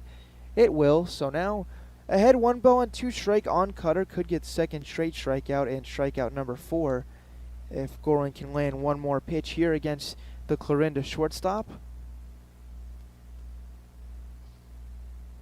Gorling after the foul ball in a 1-2 count. Into the windup, kicks the left leg and fires one away outside. Not even Fuller could corral that one. It's now 2 balls and 2 strikes. Evens up the count. Tab Tracy, who is 1 for 2 with a single and a ground out, along with a stolen base and a run scored, waits on deck for Clarinda. If Cutter can reach and continue this inning, 2-2 fouled off, and he continues to fight here against Gorling, keeping this at bat going with 2 outs in the bottom of the fourth inning. Gorling after the foul ball came in a couple steps to get a new ball now, takes the steps back up onto the top of the mound, sets the feet on the rubber, and looks into Fuller. Wind up the 2-2, swung on a missed, and 3 up, 3 down inning for Gorling, his best inning pitch of the night, thanks to back-to-back strikeouts on Edens and Cutter to close it out. So Renegades trailing, they've got to get something going on offense. We'll head to the fifth, 3-0, the A's lead here on the Show Me Sports Network. River Oak Christian Academy has been providing a strong biblical foundation and academic excellence within a Christian environment to students for more than 16 years. Located in Jefferson City, River Oak Christian Academy offers kinder prep through 7th grade, with 8th grade to be added in the 2023-2024 school year. River Oak Christian Academy's primary goal is the discipleship of the next generation to impact the world for Christ. Average class sizes are just 16 students, with a student body composed of families from over 30 area churches. Kinder prep offerings include 3 and 5 full-day sessions, with kindergarten offering a half-day and full-day programs. To find out more about River Oak Christian Academy, call them at 573-634-3983. Last Sentinel Firearms is your federally licensed and registered Type 7 FFL manufacturer dealer in Missouri, providing quality products to all types of sports enthusiasts, law enforcement, and individuals across the nation. Orders are currently being fulfilled, offering custom-built pistols and rifles from the AR platform made right here in Missouri. Visit their website at lastsentinelfirearms.com or call them at 417-684-7202 to find out what they've got for you. Last Sentinel Firearms, you are your last line of defense.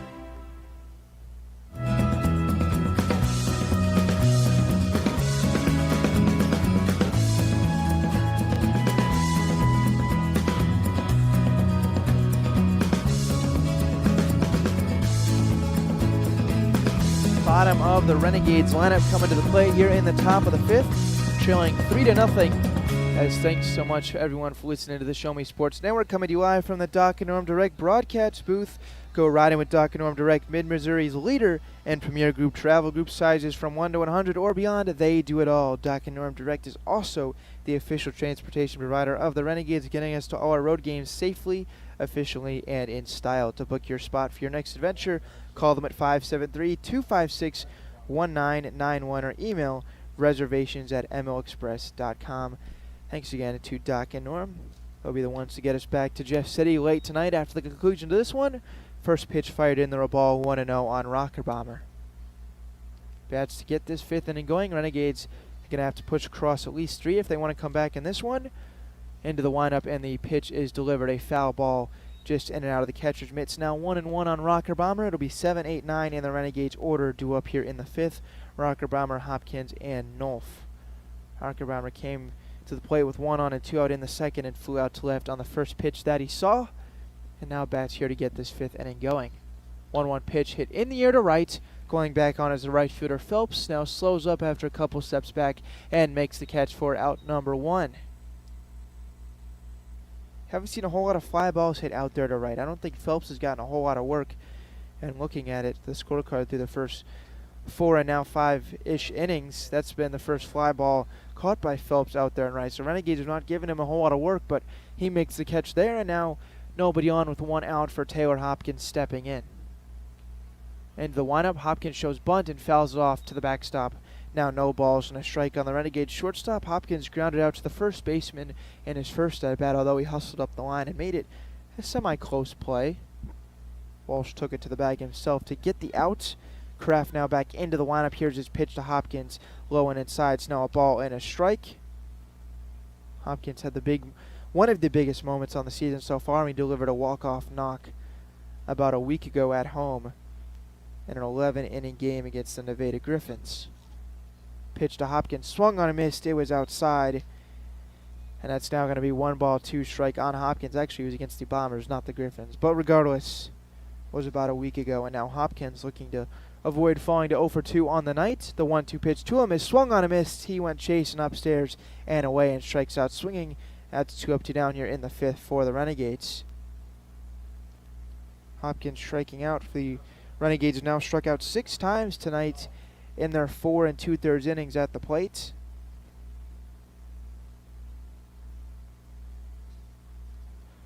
So now nobody on and 2 out. Ian Nolf stepping in. Kraft's delivery. First pitch is in there. A called strike. Nolf, one of the now 6 Renegade strikeouts. He struck out swinging when he came to the plate in the 3rd. Bats Heworth looking to keep this 5th inning alive. 0-1 pitch to him is low and inside. It's now 1 ball, 1 strike on Nolf. Last saw him a couple days ago at first base in the doubleheader. He also came in to pitch in that game. Renegades have not had a whole lot of pressure on the starting pitcher Kraft. The only time they had a runner in scoring position was the last inning when they got 4 up to second. Outside of that, he has been the only Renegades base runner to reach second base. Pitch missed up and outside to Nolf. Now 2 balls and 1 strike. If Nolf can reach and continue this 5th, we'll go back to the top for the Renegades in Forte, who waits on deck. Looks like he's sporting an orange bat there too. Some pop in that one. Hopefully, is this one low and inside. It's now 3-1 on Nolf.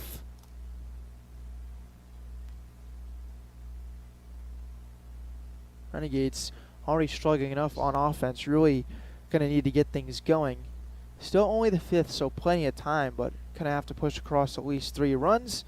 Nolf back into the batter's box. Kraft into his wind, and the lefty's delivery is fouled off straight to the backstop, and that'll run it to a 3 ball, 2 strike count.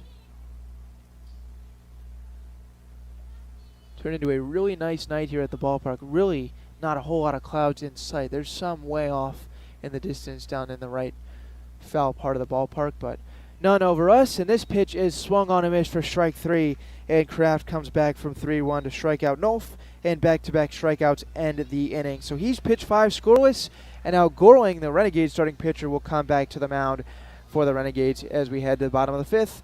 3-0 Aids lead here on the Show Me Sports Network.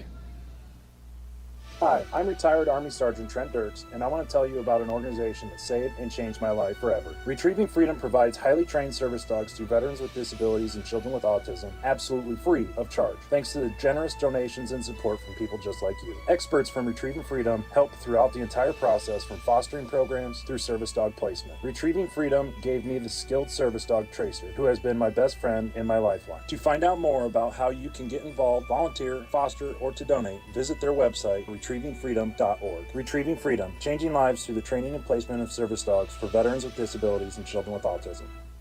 Hi, this is Nick Hoslag, owner of Hoslag Landscape and Design. Every day, my highly trained team of experts works hard to give you the outdoor living area you've been dreaming of. By focusing solely on landscaping and hardscape construction, this has made us the preferred landscape and design company serving Jefferson City and the central Missouri area. Thank you for all your continued support in voting us as winners of the Reader's Choice Awards and Jefferson City's Best multiple years running. When you are ready to begin your dream outdoor project, call us at 573-301-9464 to schedule an estimate or visit hoslaglandscape.com.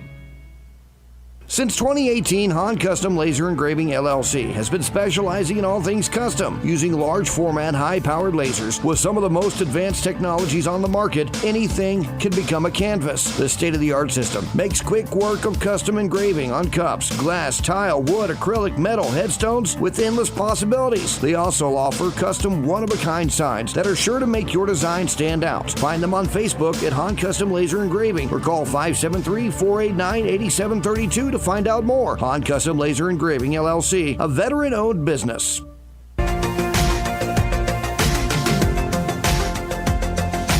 Carter Growing back out there for the fifth, fires in a first pitch called strike to tap Tracy. We're going to tire him for the second time, and now 3 tries is now this one grounded. It's in front of the home plate, but that was a foul ball. So now no balls and 2 strikes on Tracy. Well, 1, 2, 3 in the A's lineup here in the bottom of the fifth. Tracy, Peterson, and Walsh. They've done a pretty fair amount of damage. At least Tracy and Walsh have. The 2 of them have scored 2 out of the 3 A's runs. Going pitching into the fifth for the second time in his 2 starts on the season. Giving up 3 runs so far tonight. 0-2 pitch. Low and inside, snow ball 1 and 2. If Goring can complete this 5th inning, would be his longest outing as a starter. In the other one, he went 4 2/3. There is no movement in the Renegades bullpen down the right field line, so I think he's pretty good to go here as this one misses outside. So now 2-2 on Tracy, grounded out, and then hit an infield single, stole a base, and scored a run. That was all in the 3rd inning. Goring has struck out 4, hasn't walked a batter, given up 5 hits to go with the 3 runs. And now in a 2-ball, 2-strike count to Tracy. His delivery swung on, grounded weakly to the right side. First baseman Nolf plays it on a hop and steps on the bag in plenty of time to get Tracy. That's out number 1, as that one almost grounded even with the bag. So all Nolf had to do is take 1 step to his left and plant that left foot on the first base bag. So Tracy retired for the second time in 3 tries. Now Goring will look to make it 0 for 3 on Peterson if he can get him here. He struck out and grounded out. Back-to-back nights where the A's have used back-to-back lefty batters at the top of their lineup against a Renegades right-hander, as this one is swung on and missed for strike 1 on Peterson.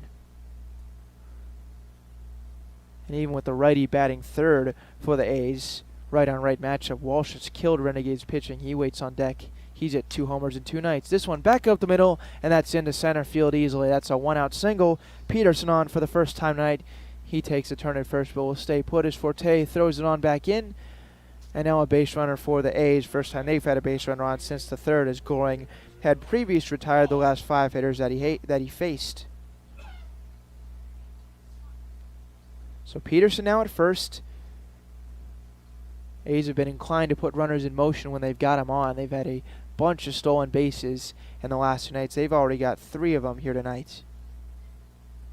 First pitch to Walsh is just inside for a ball. He is 2 for 2 with a home run and a single. Driven in 1 of the 3 runs so far that the A's have scored. Now had a 1-0 count with a runner on first base and 1 out. Goring now forced to pitch out of the stretch. Pretty big lead over there at first for Peterson. Nolf holds him on. Goring looks over his shoulder a couple times. Runner going. Pitch up. Fuller Stowe to second. Ott's got it. The quick tag, and just in time in front of the tag is the base runner Peterson, and he steals second base. That was probably the closest that any of these stolen base attempts have been, as Fuller delivered a pretty good throw, and Ott got a quick tag down. but a head-first dive from Peterson had him in there just in front of it, and he's now in scoring position with 1 out. Pitch was also a ball to Walsh, so it's now a 2-0 count. Gorling's going to have to go to work. Pitch to Walsh is just off the outside corner, so now 3-0 walk. Wouldn't be the worst thing in the world here. First base now open after the stolen base, and would set up a double play if you could get Kelton on deck to ground into one. Almost ground into a double play in the third, Kelton did, so an opportunity if you lose Walsh here. Gorling sets, checks the runner, and here is the 3-0 pitch. Misses outside, really not close, and that's a 4-pitch walk to Walsh. He'll it on down to first base and give runners on first and second for the A's with 1 out.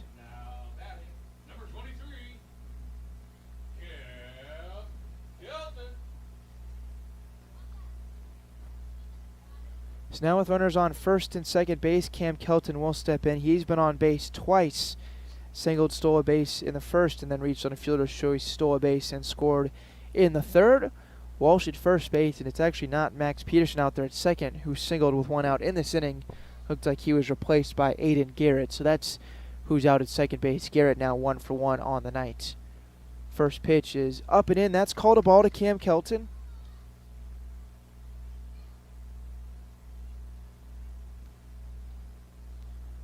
So we'll see if Garrett stays in the ball game. Maybe if all even already came in the ball game and I just didn't notice up until this point. Regardless, we'll be replacing second baseman Max Peterson. He's at second base and Walsh at first. Renegades don't hold him on, although Ott shades towards second just a little bit. Bigger lead now for Garrett at second base. And time is going to be called by the batter in the box. That's Cam Kelton after Gorling stood there on the mound for a pretty long time.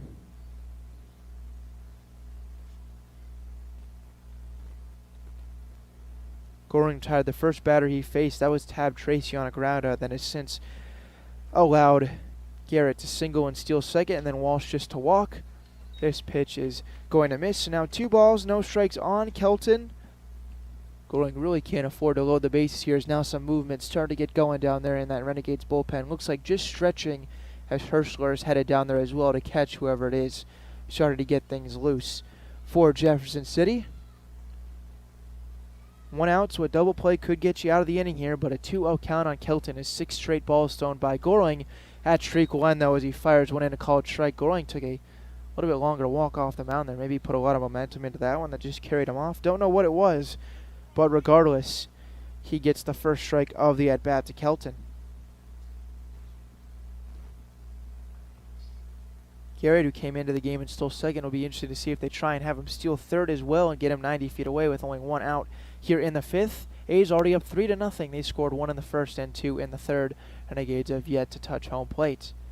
It's pitched to Kelton in there, a called strike, and back-to-back delivered called strikes by Gorling. Has been a 2-ball, 2-strike count now to Kelton.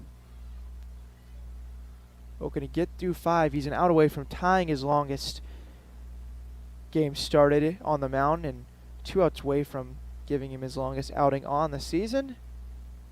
But with the speed of Garrett out at second base, any sort of hit here by Kelton likely extends it to a 4-0 A's lead. Big pitch coming, check of the runner, checks again, and now the 2-2. This one, did he go? He did. That's a strikeout swinging as Kelton chasing a big out number 2 for the Renegades. Gorling's first strikeout here of the 5th gets Kelton to head back to the dugout for the first time tonight, and it'll be up to Conager Sands if the A's want to score here in the bottom of the 5th inning. Umpire looks to be making a few notes on his pad real quick before we have this at bat with Sands. No one is coming into the ball game for the Renegades. Whoever was down in the bullpen for the Renegades now looks to have set down, or maybe he's just doing stretches behind Herschler. Regardless, no throwing yet for the Renegades.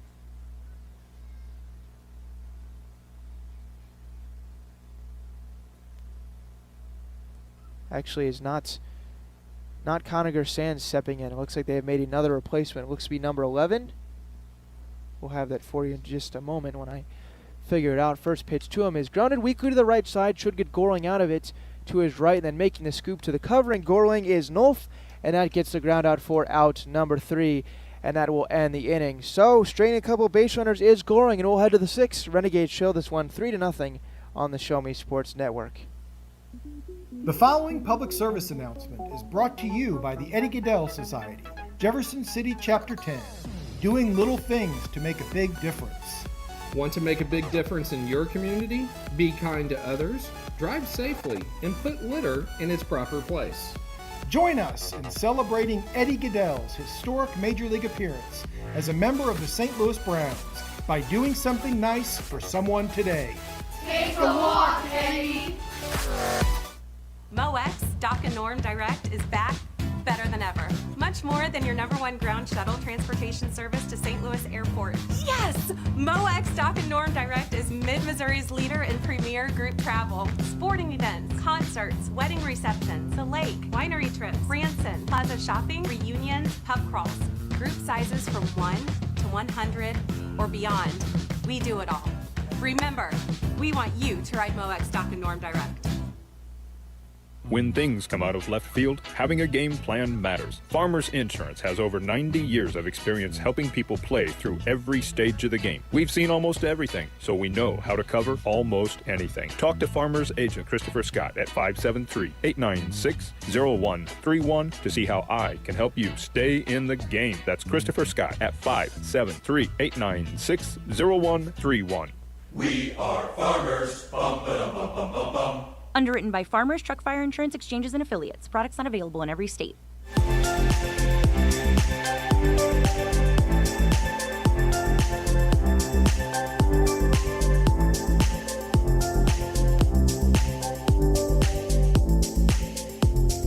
Back now as we head to the 6th inning on the Show Me Sports Network. Renegades trail this one 3-0, and the A's aren't making it easy for me with the substitutions and defensive alignment changes. I'll have it for you in just a moment where the new A's are lined up. They make a couple of changes dating back to last inning. Thanks to the guys here at the ballpark for helping me with the roster working through that. So coming in last inning, we saw Aiden Garrett come in and pinch hit. He singled, and then the person who made the out number 3 was Jared Anderson. He played in last night's ball game, came on to hit there to end the 5th and grounded out. So Gorlin gets to 5 innings, his longest outing. Forte in to lead off this inning and fouls it off. So both Anderson and Garrett assume are going to stay in the ballgame. No, for sure Garrett would assume that Anderson is just going to take over in the DH role, but Garrett, who came in to replace Peterson, moves to short, and then they move Cutter from short to second base. And that's where the defense currently stands as the 0-1 pitch to Forte misses outside for a ball. So now 1-1 on the Renegades leadoff hitter. Lefty Kraft back out there for his 6th inning of work.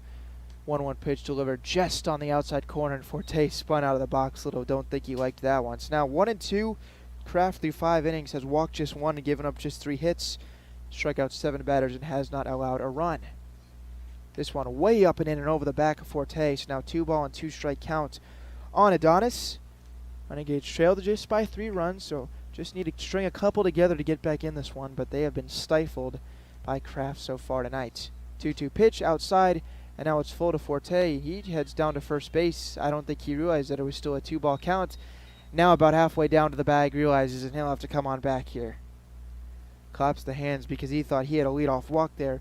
Instead, just a 3-2 count. Has regained the bat. Was now back into the box. Lefty batter, lefty pitcher. And here is the 3-2 pitch. On the outside corner, but nope, that's ball 4. Looked to be closer than one of the ones called a strike a few innings ago. But regardless, he gets the walk, and maybe home plate umpire felt bad that he got the walk taken away on ball 3. So regardless, Forte now on leadoff base runner for the Renegades, and Colby Ott now steps in with Forte off of first base. First pitch to Ott is swung on a miss for strike 1. Renegades base runners, when they have had him in small amounts, have not gotten big leads off of first base, with Kraft basically looking right at him with the lefty pitcher. Forte dancing off of first, 0-1 pitch to Ott. This one swung on a miss. And now quickly 0-2 on the Renegades second baseman. He's grounded into a double play and struck out swinging. Back in the box, Kraft working pretty quickly here. Pitching into the 6, 0-2 pitch. Grounded up the middle. That's going to get into center field for a base hit. Forte will pulled up at second base, and the Renegades have back-to-back base runners and have something cooking here in the top of the 6th inning. Ott with his first hit of the night sends it right back where it came from into center field. And now Luke Fuller stepping in as the tying run, and the Renegades have 2 on with nobody out coming to the plate in this top of the 6th inning. Fuller has an infield single and a pop out. Renegades would love for one to find outfield grass here, and Forte could likely scamper home. First pitch from Kraft on the outside corner. It's now 0-1. Is throwing down there in that Renegades bullpen, so maybe Goring will be done after the 5 innings and 3 runs giving up. Looks to be a single-digit number out there for the Renegades. 0-1 pitch to Fuller is up and outside for ball 1, so now 1-1. That might be, I can't totally tell, might be Colin Shreves. Yep, I see the blue gloves, so I believe that's Colin Shreves out there warming up. 1-1 strike on Fuller. The pitch is swung on and missed as Fuller could not catch up. It's now 1-2 on the Renegades pitcher, or excuse me, Renegades catcher. This is just the second time that the Renegades have had a runner in scoring position. Other time was Fuller in the 4th inning. And now Forte being the second Renegades runner to reach second base. Odds at first and nobody out here in the 6th. Renegades trail 3-0. 1-2 pitch to Fuller is swung on, grounded out to second base. Second baseman going to go to second. It's a close play. They get 1 and they get 2. That's a double play turn and turned perfectly by the A's. And Kraft now an out away from getting out of the inning. That's tough there for the Renegades after having the first 2 reach. But Fuller is retired on the double play, and second baseman just moving over there. Cutter decided to go to second, although it was a close play on the weakly hit ground ball, but they not only get out, but then have enough time to turn it back around as Garrett delivered a perfect throw to Walsh at first base. And now it's going to be up to Matashek if the Renegades want to get on the board. First pitch to him, bends just inside. It's now 1-0 on Matashek. He's 0 for 1, is also walked. Forte moved up to third base on the double play, but Ott taking off the base pass. So now 1-0 count, 3-0 game. Matashek way in, and that got him in the helmet, but thankfully for him it was pitched soft enough to where I don't think it hurt him at all. Looks to be all right. Hill down to first base. That came way up and in, and Matashek, no time to duck out of the way, got him in the back of the helmet. But he's okay, so he'll head down to first base, and once again the tying run to the plate for the Renegades. Just a curveball that got away from the lefty pitcher Kraft. He gets Matashek way up and in, and Matashek reaches for the second time. And now Lovich an opportunity with runners at the corners. First pitch to him is on the inside corner, called strike to the Renegades third baseman. First time Lovich hasn't swung at the first pitch tonight. Now steps back in. Adonis Forte off of third base and Jack Matashek at first. 0-1 pitch to Lovich, is swung on, grounded weakly out to second. Second baseman Cutter's got it and then taps the bag with his glove as he went into a slide and gets the fielder's choice to end the inning. So Renegades once again put a little pressure on, but they can't scratch any across as a big double play killed the rally in that inning. So we'll head to the bottom of the 6th inning on the Show Me Sports Network. It'll be A's 3, Renegades nothing. We'll be right back. At Centurion Cares, for more than 3 decades, their focus has been on exceeding customer expectations for contact center software solutions. Their innovative communication solutions include utility interactive voice response software that allows for smart communication features that let your utility deliver superior customer service 24/7. They also provide other streamlined services like automatic call distribution, automated customer callback, reporting, and quality assurance. To find out more about how Centurion Cares can help your business, call them at 727-421-5300 or look them up online at centurioncares.com. Centurion Cares, innovative communication solutions. At the Boone County Journal, we're with you all the way. We know that you're more than just a subscriber. You're an employer, you're a parent, you're a neighbor.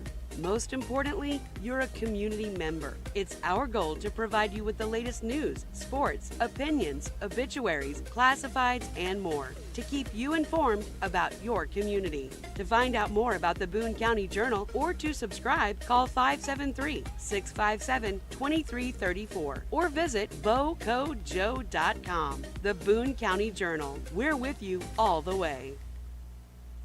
Running out of some of your favorite Avon products and haven't seen an Avon brochure in quite some time? No need to worry. Avon Independent Sales Representative Michelle Carty can help with your Skin So Soft makeup, jewelry, fragrance, and skincare needs. Avon now carries cleaning supplies, clothing, daily essentials, and several small LG electronic items. You now have the opportunity to shop online 24/7 and have your order shipped directly to your front door by shopping with Michelle at mcarty.avonrepresentative.com or find her on Facebook by searching Avon Carty.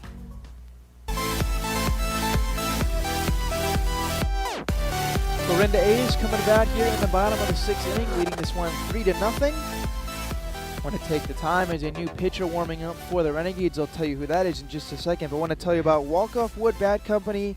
Handcrafted right here in Missouri, Walk-Off Wood Bat Company bats are made with premium grade maple, ash, and birch, fully customizable to make it truly yours. From the length and weight to the barrel and handle color, you're able to customize every feature of your wood bat, including personalized engraving with a 45-day warranty. In addition to selling custom handcrafted bats, they also offer a selection of bat accessories, including lizard skin bat grips and batting gloves. To help find your confidence at the plate, get Walk-Off Wood Bat Company. Call at 816-261-1014 or visit wowbats.com. Renegades need some firepower in their bats. They've got 9 more outs, already trailing by 3. Not coming to the plate here, but they'll be up in the 7th inning once the new Renegades pitcher gets through the 6th. And that new Renegades pitcher is Colin Shreves, sporting the blue glove. Takes the mound. That means Carter Gorling's night is done. He goes a season-high 5 innings pitched, strikes out 5, walked just 1, gave up 6 hits and 3 earned runs, but currently in line for the loss if the Renegades cannot rally. First pitch that Shreves delivers is outside for a ball. That's to Bryce Phelps. It's now 1-0 on the right fielder. 6, 7, 8 in the A's lineup due up here in the bottom of the 6th inning.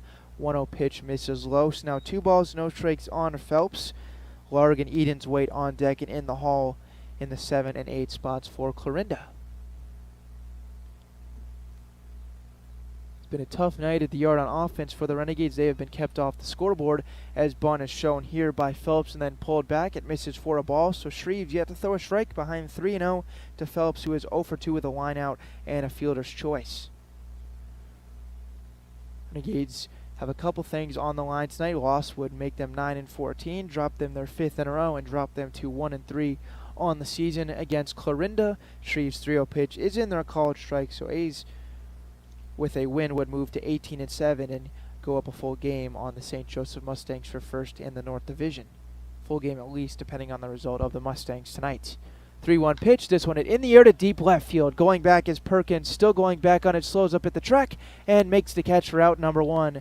As that ball didn't have enough muscle on it to really get going, but still a well-hit ball for out number 1. Regardless, Phelps is retired. Perkins making the catch for out number 1. So Phelps now 0 for 3 and an 0 for 2 batter in Tyler Larg stepping in. Larg is struck out looking and grounded out to the third baseman. Shreves just entering the ball game, was warming up during the last inning when Gorling was still on the mound. Now enters here in the 6th. We'll see how long he goes tonight. Here's the first pitch to Larg on the outside corner, called strike. And since falling behind 3-0 to Phelps, Shreves has since bounced back and thrown 3 straight pitches that have found the zone and recorded 1 out. So nobody on, bottom of the 6th inning, 3-0 A's lead. Here's Shreves' 0-1 delivery. This one in the air and out to right. Matashek after it, still on the run, and makes the catch now head high. Ball did come out of the glove. Are they going to say that it was on the transfer or he made the catch? Umpires still haven't made a ruling, as running to second base is Larg. Umpires now looking at each other because I don't think the field umpire was looking when the play happened. Umpires, neither of them saw what happened. Renegades arguing that Matashek made the catch and it was on the transfer, and head coach Mike D'Amelia out of the dugout. Neither of the umpire was looking when Matashek made the transfer. So interesting there, because neither of them made the call because neither of them were paying attention. Renegades all saying that Matashek made the catch. Looked like he clearly did and then dropped the ball on the transfer. I think that's what happened, but Larg, smartly enough, kept running and made it to second base. And now after talking with the Renegades, the umpires will have a discussion. This would be a very bad call if it goes against the Renegades, because not only would put a runner in scoring position, but a call just made off of assumption because neither umpire saw it. They both turned and looked at each other as if to say, you make the call. Larg, who hit the ball standing at second base, was alert enough to keep running once he saw the ball hit the ground, but it looked like Matashek made the catch and then just dropped it on the transfer. Still no call made, and now they're going to go over and discuss with head coach of Clarinda. This could be a big call. Renegades already trailing by 3, can't afford to give up any more. Having a discussion with the A's head coach at the third base line, and the batter is ruled out, so Shreves gets his out number 2, and no argument from the A's. I think they knew the correct call there was on the transfer. Otherwise, if they're really so upset about it, I think we may have seen some little bit of anger there, but immediately jogging back to the dugout was Larg. So Renegades get the call to go their way, and that is out number 2, back-to-back flyouts recorded by Colin Shreves.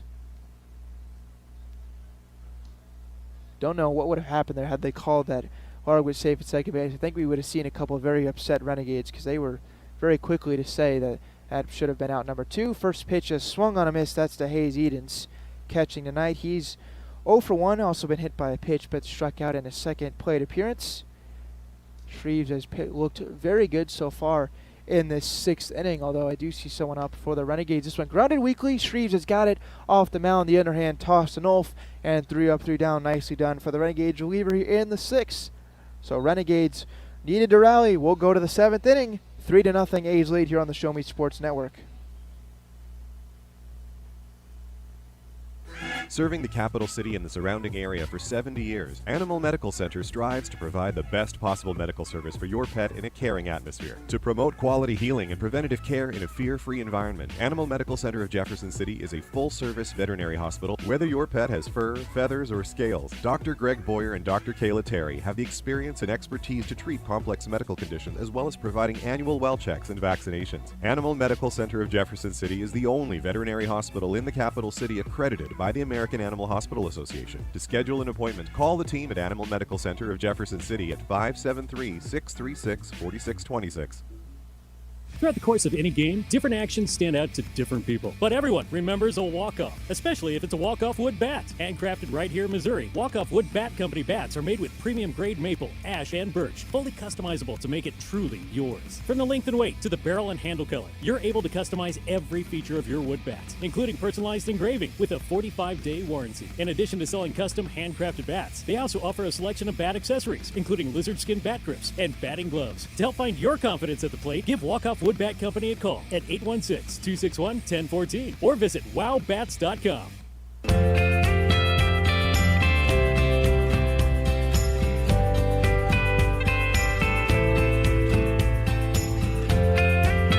All right, let's see if the Renegades can crack the scoreboard as we head to the top of the 7th inning. It has not been a friendly trip here to Clarinda the last 2 nights for the Renegades offense, as maybe they left their bats at Vivian Field, but still plenty of time left in this one. So 9 outs to work with, only trailing by 3 runs, so just need to string a couple together, and the Renegades can find themselves right back into this one. We've seen fight out of them all season long, and it would be a great time to have it once again here as we head to the 7th inning, as we Perkins, Rocker Bomber, and Hopkins 6, 7, 8 in the Renegades order. Looks like we may have a new pitcher. Nope, it is the same pitcher. It looked a little different before he threw that pitch in terms of the windup, so I wasn't sure if it was still Brian Kraft, but it is. He's been excellent tonight. 6 strong innings. He struck out 7, walked 2, given up 4 hits, and is not allowed a run, and has only let 2 Renegades runners get into scoring position. So even when he has given up base runners, it has been to little to no damage. And Fuller and Adonis Forte, the only 2 to make it to second base. Forte made it to third, but that was it. First pitch to Perkins is fouled straight back, and 0-1 on the Renegades left fielder. He's 0 for 2 with a pop out and a ground out both to second base. That came in the 2nd and 4th inning. Now leads off the 7th, and an 0-1 count. Kraft looking to go to work. There is throwing down in the left field line in the A's bullpen. This one swung on a miss. Now 0-2 on Perkins. Renegades hitters have been struck out 7 times tonight through the first 6 innings. Looks to be a right-hander warming up down there for the A's, maybe even 2 of them throwing. So we'll see how long Kraft goes. He's through 6, and now the 0-2 pitch is fouled off, so we'll do it once again to Perkins.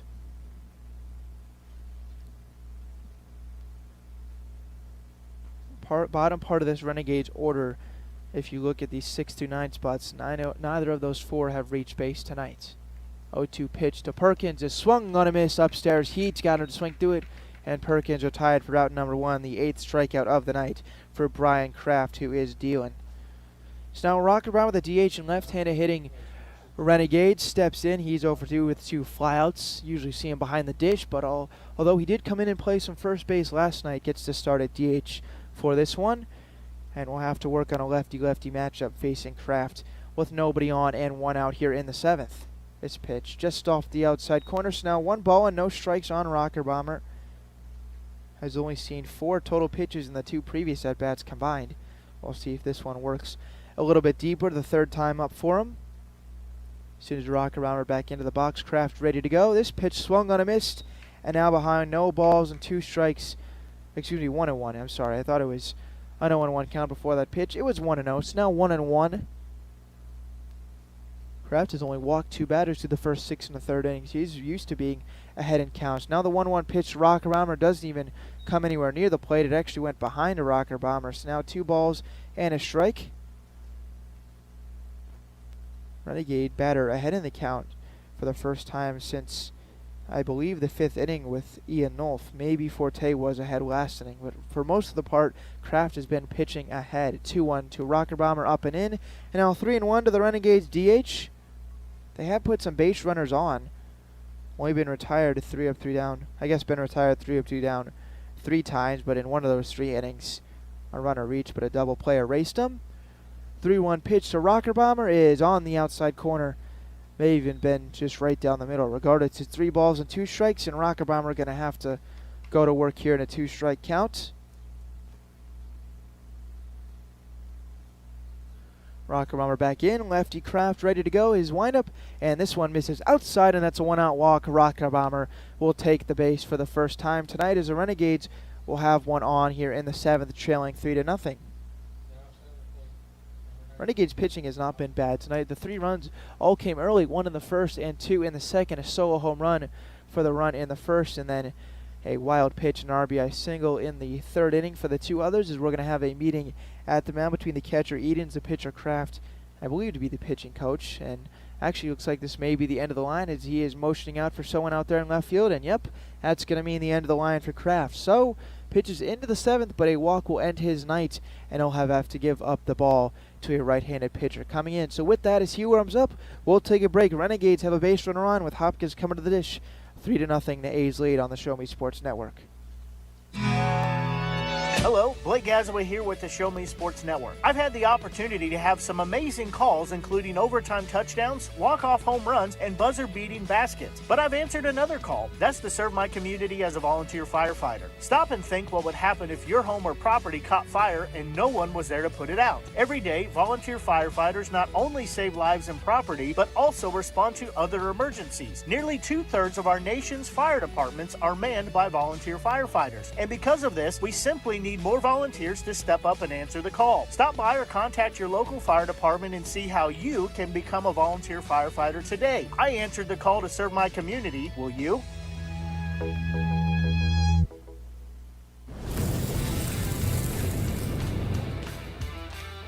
We are State Tech. We are hands-on education. When you choose the #1 2-year college in the country, you know you will be ready for your career. That's why at State Tech we say, from the classroom to your career, we are the employer's choice. We are State Tech.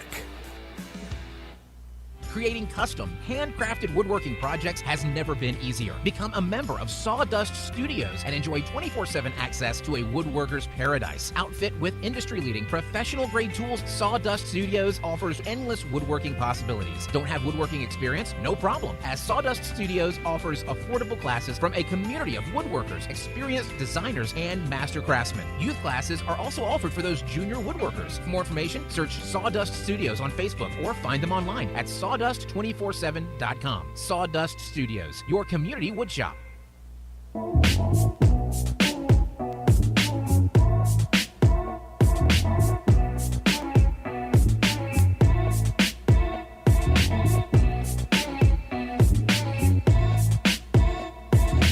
Taylor Hopkins in, facing a new pitcher as the Renegades have one on with 1 out thanks to a TJ Rocker Bomber walk. First pitch to Hopkins is in there, a called strike, and now 0-1 on the Renegades shortstop. Hopkins 0 for 2 on the evening.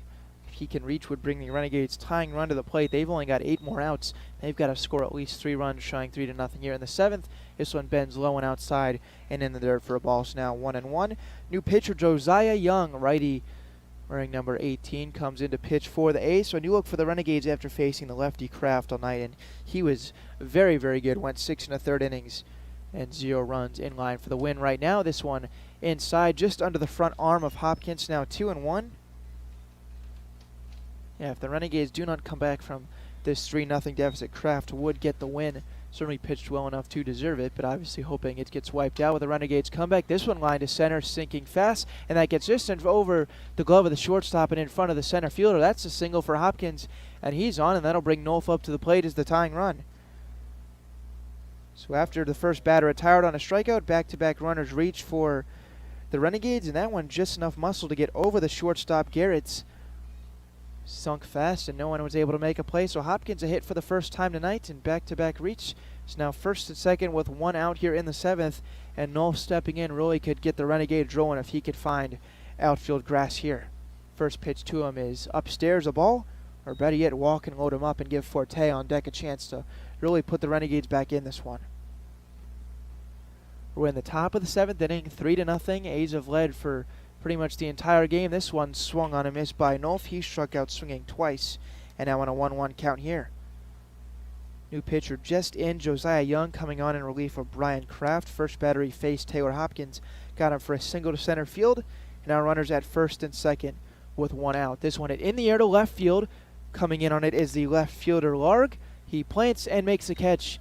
Barely had to move for that one, and that's an out number 2. So now it'll be up to Forte if the Renegades want to get on the board here in the seventh inning. Off the bat, looked like he put pretty decent wood on it, but hung up in the air for a while, and Larg barely having to move, making the catch. Both runners stay put, and now still 2 on, but 2 outs here in this top of the seventh inning. Forte's been on base twice tonight, a walk and infield single to go with a strikeout, so he's got an opportunity if he can reach again to bring in a run, but looks at called strike here. It's now 0-1 on the Renegades leadoff hitter. Colby Ott, who's singled once tonight, waits on deck if Forte can continue this inning. Here's the 0-1. This one misses low and inside. It's now a 1-1 count. Forte, the lefty hitter, getting to face a right-handed pitcher for the first time tonight. Had to face Kraft for the first 3 times up. Bats for the second time in 2 innings. He's hit now in the 6th and the 7th. Pitch to him, grounded foul off to the right side. And now Young a strike away from getting through 7 innings. Still light out here at the ballpark at Municipal Stadium, although the sun has set. Some light orangish purple out in the distance, especially beyond right field. 1-2 pitch to Forte, misses way outside, sliding stop by Edens. And now 2 balls and 2 strikes on Forte. Looking to come up and at the very least get the Renegades on the board. Decent speed with Hopkins at first base, so if he could find a gap, maybe make this a 3-2 game. 2-2 pitch, hit high in the air on the infield. Shortstop and third baseman both go over. Who wants it? Third baseman Kelton is going to make the catch just a couple steps to his left, and that ends the inning. Renegades once again will strand a couple of base runners. So with that, Renegades still kept off the scoreboard, and we'll head to the bottom of the 7th inning. 3-0 as we'll stand and sing. We'll be right back on the Show Me Sports Network. River Christian Academy has been providing a strong biblical foundation and academic excellence within a Christian environment to students for more than 16 years. Located in Jefferson City, River Christian Academy offers kinder prep through 7th grade with 8th grade to be added in the 2023-2024 school year. River Christian Academy's primary goal is the discipleship of the next generation to impact the world for Christ. Average class sizes are just 16 students with a student body composed of families from over 30 area churches. Kinder prep offerings include 3 and 5 full-day sessions, with kindergarten offering a half-day and full-day programs. To find out more about River Christian Academy, call them at 573-634-3983. Last Sentinel Firearms is your federally licensed and registered Type 7 FFL manufacturer dealer in Missouri, providing quality products to all types of sports enthusiasts, law enforcement, and individuals across the nation. Orders are currently being fulfilled, offering custom-built pistols and rifles from the AR platform made right here in Missouri. Visit their website at lastsentinelfirearms.com or call them at 417-684-7202 to find out what they've got for you. Last Sentinel Firearms, you are your last line of defense. Hi, I'm retired Army Sergeant Trent Dirks, and I want to tell you about an organization that saved and changed my life forever. Retrieving Freedom provides highly trained service dogs to veterans with disabilities and children with autism, absolutely free of charge, thanks to the generous donations and support from people just like you. Experts from Retrieving Freedom help throughout the entire process, from fostering programs through service dog placement. Retrieving Freedom gave me the skilled service dog Tracer, who has been my best friend and my lifeline. To find out more about how you can get involved, volunteer, foster, or to donate, visit their website, retrievingfreedom.org. Retrieving Freedom, changing lives through the training and placement of service dogs for veterans with disabilities and children with autism.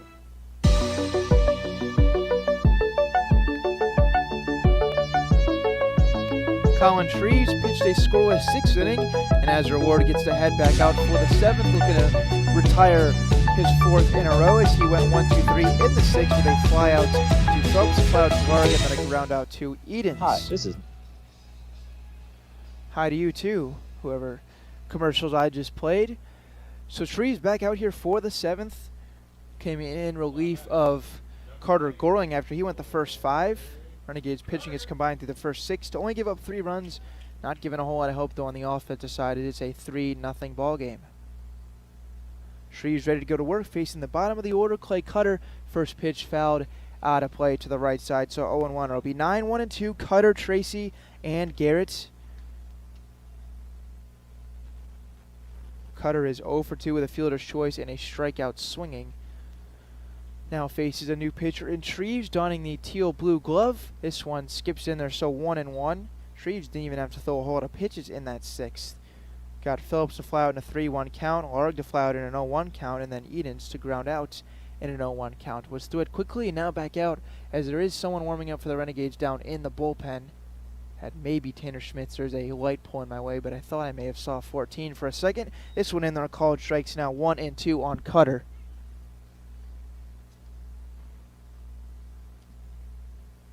If it is 14, it would be Schmitz because that is the number that he wears in these yellow jerseys.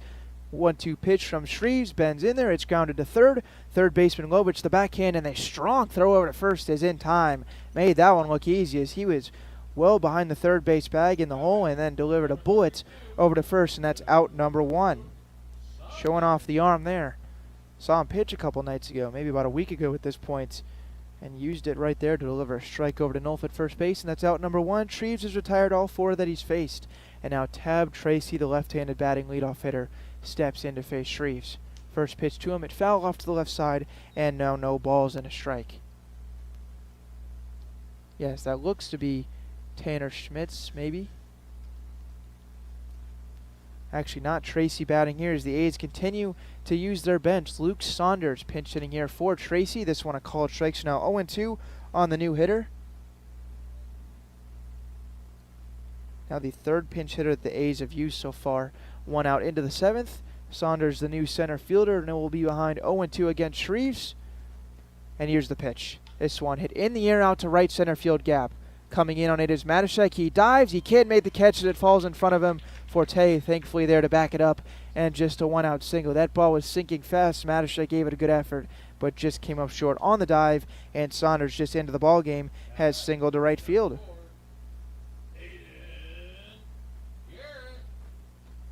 Would assume that Saunders would just stay in the game and play center field. Saw him in right, so maybe they do a little moving around that way. Regardless, he comes in and immediately gets a pinch hit single to right field. We'll see if they try and put him in motion. He did have 1 stolen base last night. First pitch to Aiden Garrett is fouled off to the left side, so 0-1. Garrett came in to pinch hit in the 5th inning, replaced Max Peterson, and singled to center field. Now bats here with 1 on and 1 out, and up 3-0 in the bottom of the 7th inning. Shreves an inning and a third pitch so far. Now pitching out of the stretch for the first time as Saunders off of first base. Pitch outside, Floor quickly out of the crouch in case Saunders was going, but he was not. So now 1-1 on the lefty batting shortstop Garrett.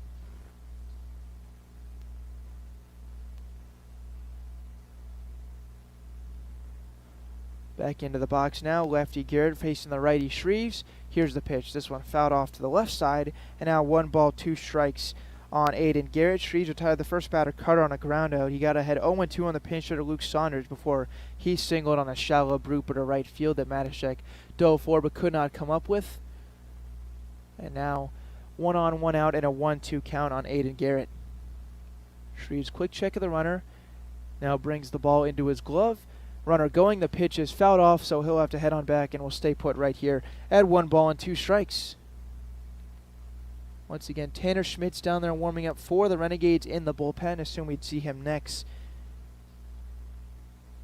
Don't know if Shreves will be able to go through the full 7th inning. He came in the 6th and went 1-2-3. Now back out for the 7th. Retired the first batter before allowing a single. Just 1 double play away, though, from getting us through 7 innings here in Clarinda. Runner with the lead. He's not going here. Pitch is inside for a ball. So now even at 2 balls and 2 strikes on Aiden Garrett. Renegades have Nolf holding the runner, Saunders on at first base, rest of the infield defense playing normal positions. Back into the box now, runner going, 2-2 pitch, swung on a miss. The throw to second base is going to be late, but regardless, the Renegades get out number 2. Swiping second base is Saunders to another stolen base for the Clarinda A's, but Shreves records out number 2 on the strikeout swinging of Aiden Garrett. So Saunders moves up to second base, but if Shreves can get Will Walsh here, albeit not an easy task, would get us through 7 innings and keep this one a 3-0 ball game. Renegades will have the 8th and the 9th to try and rally. Gonna need at least 3, maybe more, if the A's can scratch across a 2-out run here in the 7th. They haven't scored since the 3rd when they put up 2. First pitch from Shreves is just off the outside corner. Fuller couldn't bring it back. It's now 1-0. Walsh has been on base all 3 times tonight. A home run, a single, and a walk. Ott plays a little closer to the second base bag, not on top of it, but shading that way. Saunders at second base, Shreves checks, and now the pitch to Walsh, hit in the air out to deep left center field again. Perkins going back, still going back, and that ball's up against the wall for extra bases. Saunders can jog home, he's in for the 4th run, and Walsh up to second base. He continues to torment Renegades pitching, and he's now on base 4 times, 3 for 3, and a triple shy of the cycle. Drives in his 2nd run of the night with that deep ball hit off the left center field wall. Perkins played it about as well as he could, waiting for it to ricochet on off, but no chance to get Walsh moving up to second base, and who knows, we'll see him come to the plate again, but he is now a triple away from the cycle, gone home run, single, walk, double. Saunders, who pinch hit, singled, and stole a base, came in to score on the play. Even if he didn't stole the base, probably would have scored from first on that double. So now it's 4-0 A's lead. First pitch to Kelton, up and in for a ball, now 1-0. Heck of a 2 games against the Renegades for Will Walsh. Driven in now 3 runs, pitched 3 innings. He has been the real deal. 1-0 pitch to Kelton is grounded weakly back to the mound. Shreves off of it. He's got it. The throw to Nolf at first base is in time, and that will end the inning. A's add 1 more run, but Shreves pitches around the 2-out double and keeps it a 4-0 ball game as we'll head to the 8th. Renegades running out of chances. They're going to have to rally. We'll be right back with the Renegades top of the order coming to the plate on the Show Me Sports Network. Hi, this is Nick Hoslag, owner of Hoslag Landscape and Design. Every day, my highly trained team of experts works hard to give you the outdoor living area you've been dreaming of. By focusing solely on landscaping and hardscape construction, this has made us the preferred landscape and design company serving Jefferson City and the central Missouri area. Thank you for all your continued support in voting us as winners of the Reader's Choice Awards and Jefferson City's Best multiple years running. When you are ready to begin your dream outdoor project, call us at 573-301-9464 to schedule an estimate or visit hoslaglandscape.com.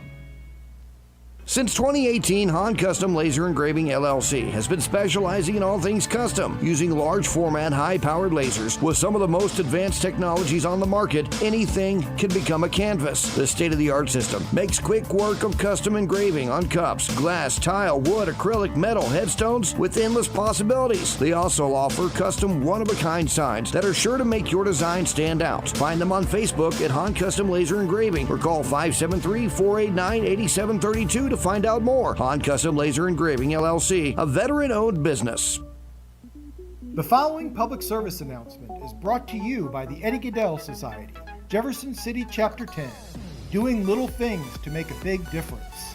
Want to make a big difference in your community? Be kind to others, drive safely, and put litter in its proper place. Join us in celebrating Eddie Gaedel's historic Major League appearance as a member of the St. Louis Browns by doing something nice for someone today. Take a walk, Eddie.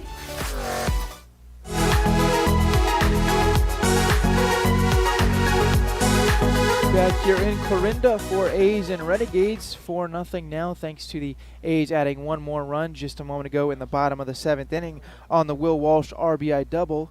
Looks like Saunders, who came in to pinch hit, scored a run, will just come into the game in center field. Just a straight switch between him and Tab Tracy. So Saunders in, Josiah Young back out for the 8th inning, and his first pitch to Ott is up and in, ball 1.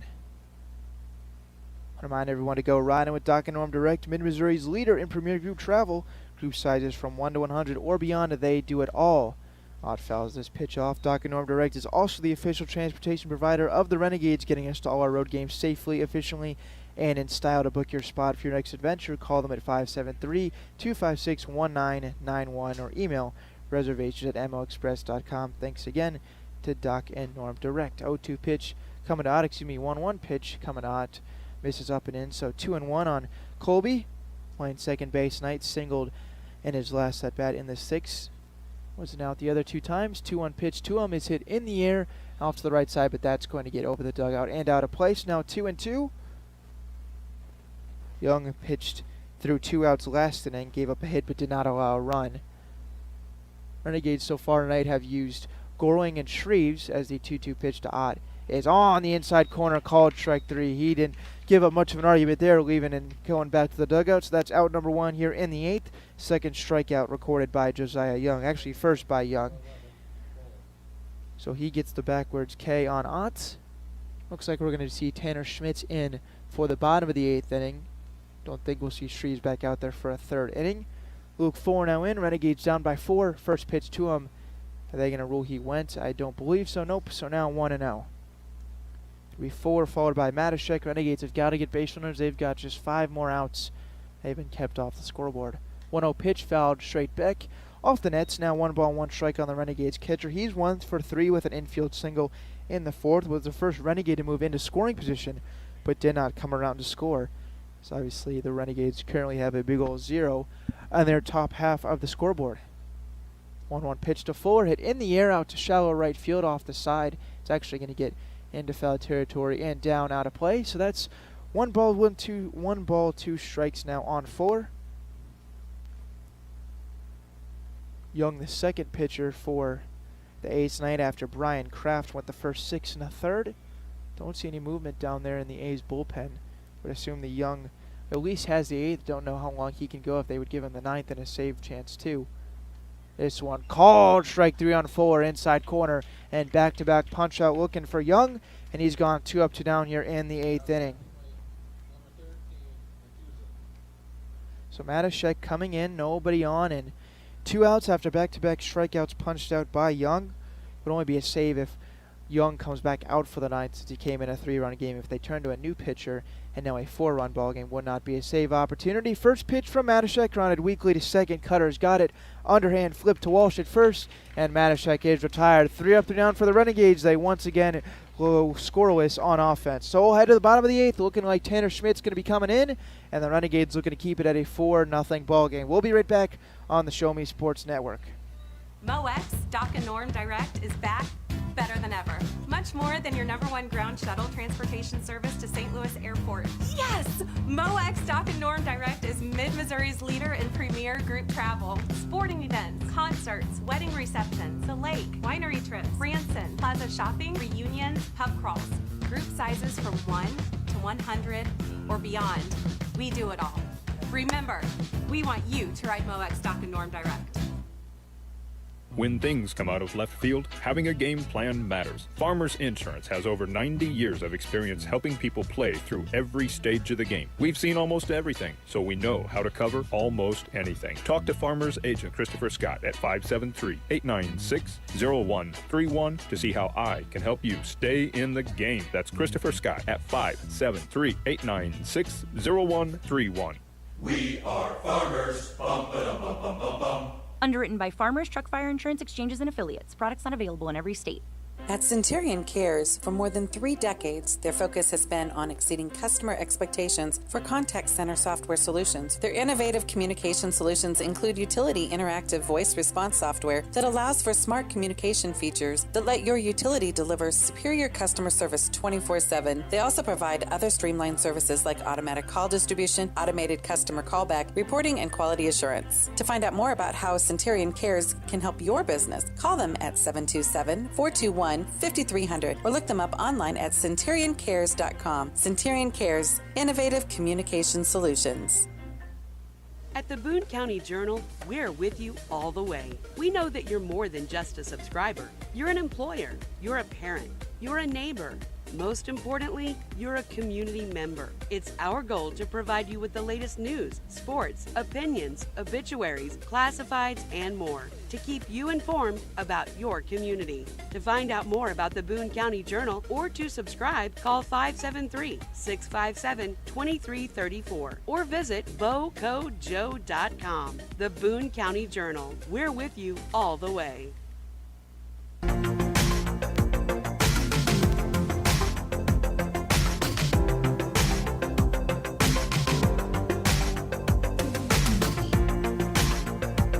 Third pitcher of the night for the Renegades, taking the hill here in the bottom of the 8th inning at Municipal Stadium in Clarinda, Iowa.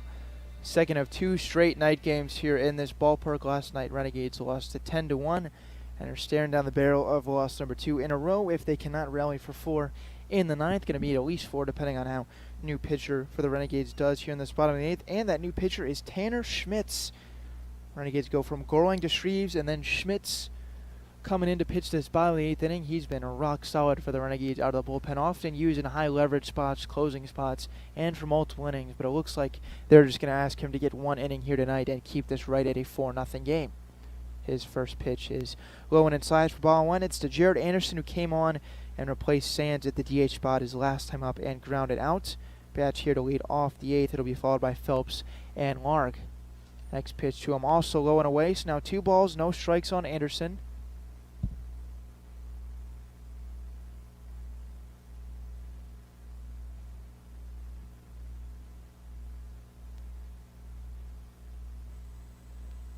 Back into the box now is Anderson. He's in a 2-0 count, swings and just fouls this one off to the left side. So now 2 ball, 1 strike counts on the new DH, and Anderson, who played last night, played first base last night for the A's.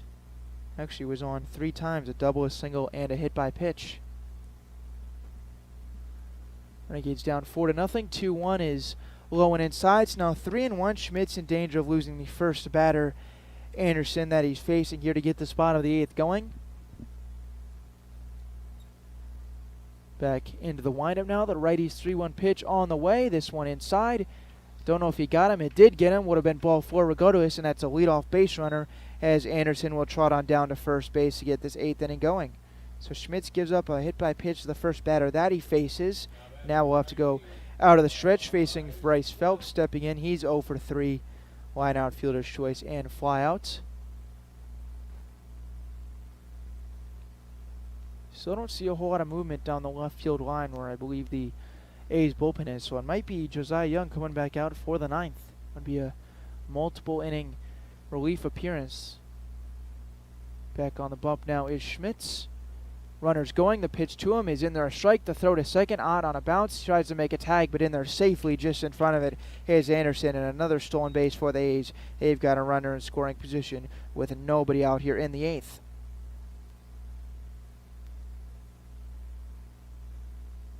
So Anderson just now reaching for the first tonight, hit his first time tonight, hit by a pitch, steals second base right there, and now is in scoring position.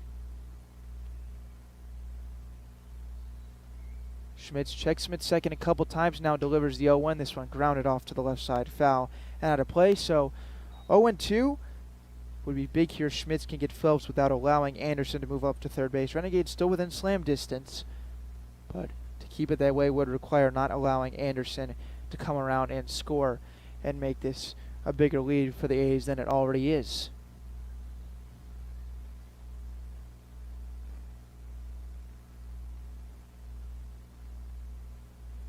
Back now with Schmitz. The 0-2 pitch is upstairs, just up an inch now, 1-2.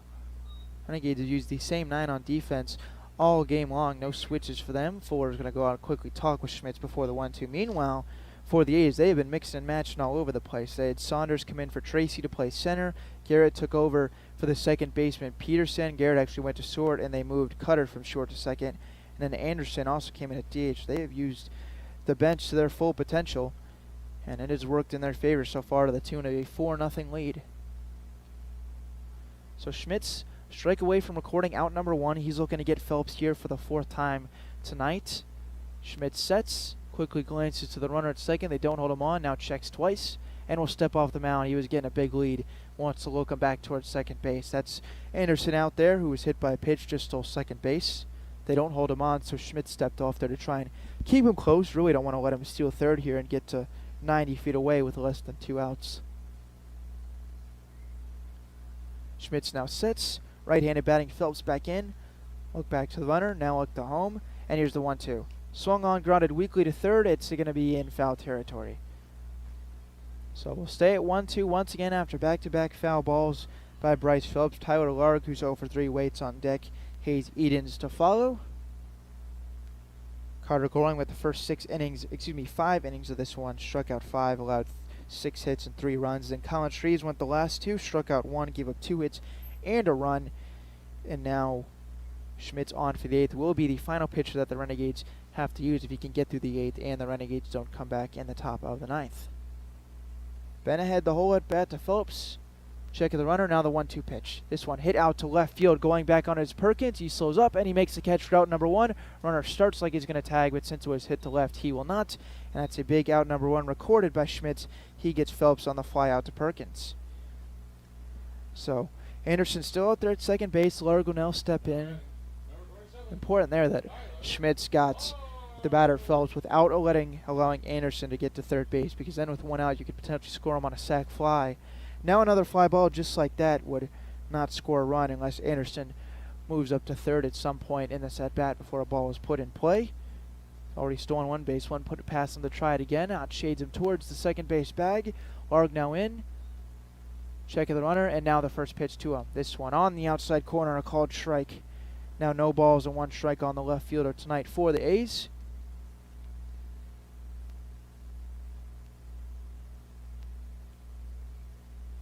Ott's now playing pretty close to second base bag. Anderson has a decent sized lead now. Ott moves a couple steps back towards second base. Schmitz looks in, now out to second. And now back into the plate. And will step off though back to second. The tag by Ott, and he never had the ball. Don't know if they would have had him anyway, but it was a bang play. Ott tried to make a pretty quick tag, but just never had the ball in his glove. So back in with a head first dive is Anderson. I'll kick a couple pieces of dust off the belt area before getting ready to go back there at second base. Schmitz, said my own last name. Schmitz back on the mound. Dangles the right arm about knee height, bent at the knees, and now straightens up before getting to deliver the first pitch of the at-bat to Larg. Actually, the second pitch. It's an 0-1 count. This one misses up, so now 1-1 on the left fielder for the A's. A's at 17-7. They are pacing the Mink League. Best record in the league. Half a game better than the St. Joseph Mustangs, who the Renegades have seen twice in the last week, beat them once, and then lost to them the other time. That was a couple nights ago, the start of this 4-game skid, and 3 outs away from moving to 5. Runner off second base, Schmitz checks him, and will step off the mound. Throw to Ott, the tag at second base, and he never had the ball as that goes into center field. Forte coming in to scoop it up before Anderson can move up any farther, but he's now at third base, and that's big. And now a sac fly could potentially score on. Ball thrown away again. It gets past the third baseman, Lovich. And coming in to score will be Anderson. And the Renegades have made back-to-back throwing errors to allow the run to come in and score. Poor defense there twice by the Renegades as Schmitz turned and fired it low and into center field. And then once he moved up to third, just lollipopped over there to third base and got past both Lovich and pitcher Schmitz backing up. And coming in to score the 5th run of the game was Anderson. 2 errors committed by the Renegades on that play, allow run number 5 to score. And now a 1-1 count with now nobody on and 1 out. Pitch delivered is on the inside corner. That's a called strikes now 1-2 on Larg. We'll have to determine based on the outcome of the next 2 at-bats whether that'll go earned or unearned on Schmidt's line. He doesn't care about that now. 1-2 pitch to Larg is low and inside. It's now 2 balls and 2 strikes. This inning started with a hit by pitch. Anderson then stole second, then just a moment ago scored from second on back-to-back throwing errors. And now Larg in a 2-2 count. Nobody on, 1 out, 5-0 A's lead. Pitch to him is going to bend off the outside corner. So now 3 balls and 2 strikes. Schmitz looking to get out number 2 in this inning. Renegades will have to put together a pretty big rally headed to the top of the 9th inning. Looking ahead to that inning, they'll have the middle of the lineup up 5, 6, 7. Pitch from Schmitz misses outside, and that's going to be a 1-out walk. Larg, the second batter of the inning, to reach for the ace. So Hayes Edens, the catcher, will step in with runner on first, 1 out. If any inclination by the rest of this A's offense works, we will most likely see Larg in motion. They've been not shy of trying to steal bases. Schmitz will throw over to first. Perfect throw, and Nolf got the tag down, but it was just not in time to get Larg diving back in there safely. So Hayes Edens, he's 0 for 2, was hit by a pitch, steps in. Schmitz could really use a ground ball here and send us to the 9th inning. 1 out, 1 on, and the first pitch to Edens is in there, a called strike. No balls and a strike now on the catcher for the A's. Renegades have yet to score in this one. Meanwhile, the A's scored 1 in the first, 2 in the second, and now 1 in the 7th and 1 in the 8th. Schmitz sets. Here's the 0-1 pitch. It's off the outside corner. Nice backhand stop by Fuller behind the dish. Now 1-1 on Edens. On the bottom part of this A's order, Cutter, the number 9 hitter, waits on deck. He's 0 for 3. Schmitz bent at the knees now, straightens up and sets at the belt under Larg at first base. Here's the pitch way up as Fuller to get out of his crouch now. That one. Now it's 2 balls and 1 strike.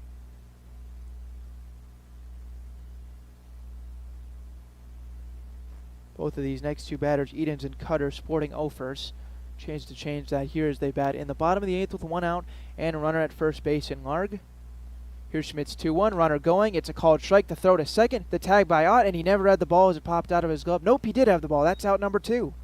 I saw the white cleat kick up and thought that was the ball, but that was a perfect throw and tag by forward to Ott, and that's a caught stealing and a big out number 2 for the Renegades.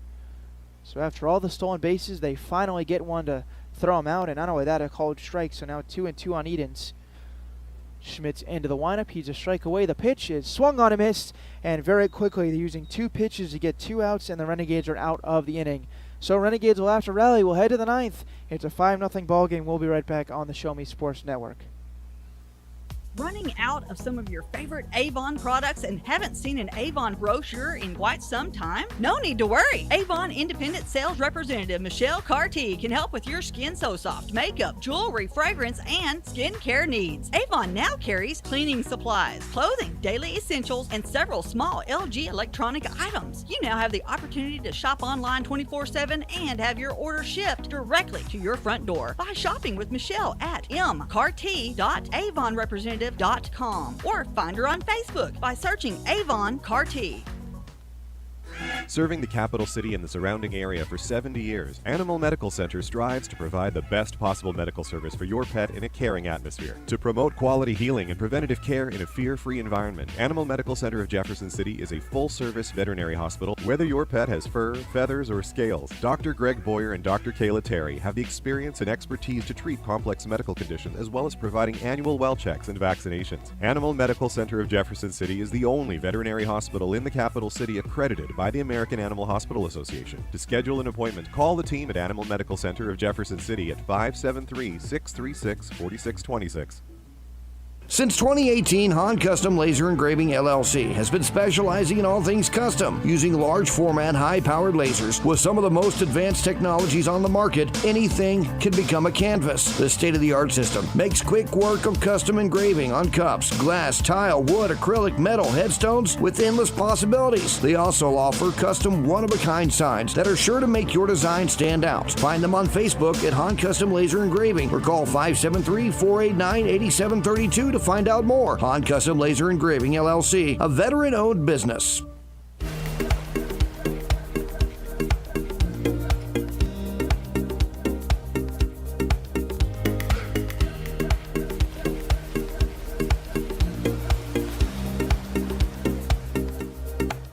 Back now for the top of the 9th inning here at Municipal Stadium.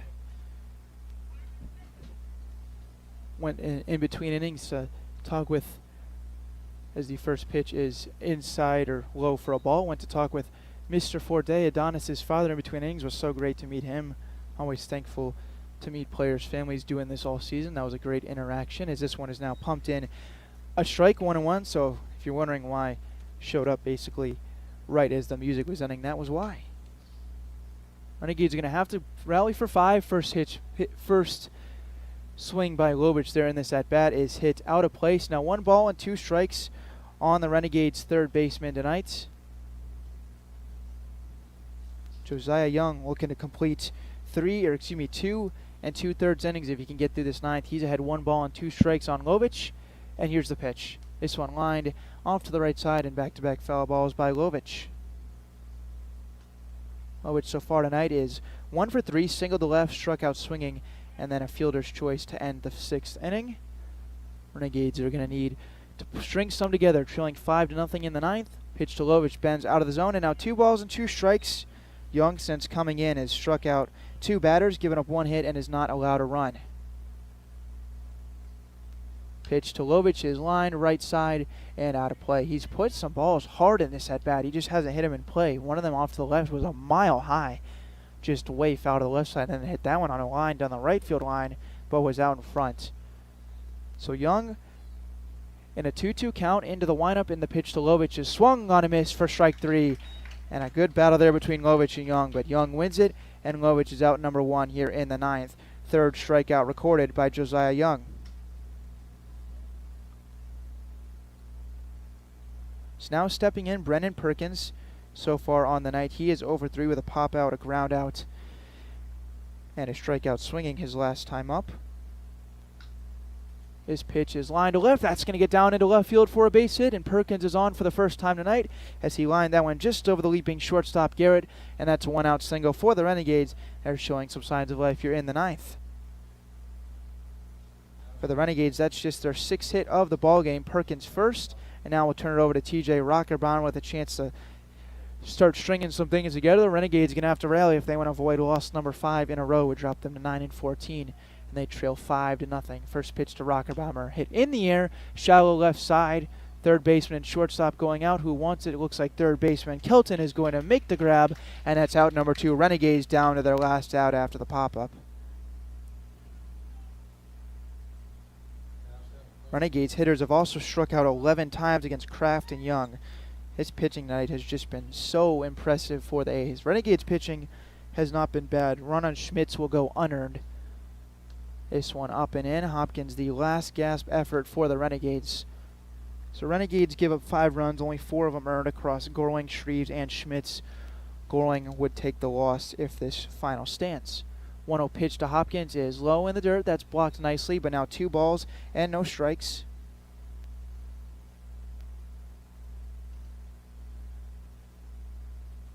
Back on the mound now, off of first base is Perkins. 2-0 to Hopkins. It's ripped to left field. That's going to get down. Fair ball, and that'll go all the way to the wall. Perkins on his way to third base. Hopkins is going to make the turn ahead to second. They're going to wave around Perkins and send him home. Throw comes in. The throw is not going to be made to the plate, and Perkins is in standing, and the Renegades are on the board now 5-1 thanks to the 2-out RBI double by Taylor Hopkins, his 2nd hit of the night.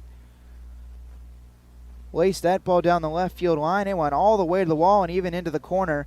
And coming all the way around to score from first base was Perkins. And the Renegades get on the board with 2 outs here in the 9th inning. Now it's a 5-1 ball game. So once again, Renegades still down to their last out, but Ian Nolf stepping in. Hopkins at second. First pitch line to right. It's going to be playable, and Phelps will make the catch. Barely had to move, and that's the old ball game. So Renegades score a run in the 9th to break the scoreless streak, but they are beaten here in Clarinda for the 2nd night in a row. So an unsuccessful Iowa trip for the Renegades, and they fall to 1-3 on the season series, which is now over between them and the A's. So with that, the A's will go to 18-7 on the season. The Renegades will fall to 9-14. Renegades will stay in 3rd place. Meanwhile, the A's continue to widen their lead on 1st place in the North Division. Winning pitcher tonight, Brian Kraft. He was excellent, went 6 1/3, 8 strikeouts, gave up 4 hits, did not allow a run. Losing pitcher Carter Gorling goes 5 innings, strikes out 5, gave up 6 hits and 3 earned runs. And Josiah Young gets to save across 2 2/3 innings because he came in his save spot in a 3-run ball game. Goes 2 2/3 innings, strikes out 2, gives up 1 run on 2 hits. So that's about it, ladies and gentlemen. So far for the night, the Renegades had 6 hits, and in total for the A's, they had 8 hits total. So not much difference in the hits, but a big difference in the runs as the A's win this one 5-1. It was my pleasure to broadcast the back-to-back night games here for the Renegades in Clarinda. Sorry I wasn't able to bring some good luck for a Renegades win, but it'd be fun if they break out the bats tomorrow. And it should be a fun exhibition matchup between the Renegades and the Legends. Make sure to come out and see that one. And then a road game that's not too far on Sunday in Sedalia. So if you're feeling like making the about hour and a half drive, I think, from Jeff City, go and check them out there as they take on the Bombers. But with it being a road game, we're going to wrap up pretty quickly here. Renegades dropped their 5th in a row. They lose tonight by a final score of 5-1, and they fall to the A's for the 2nd straight time.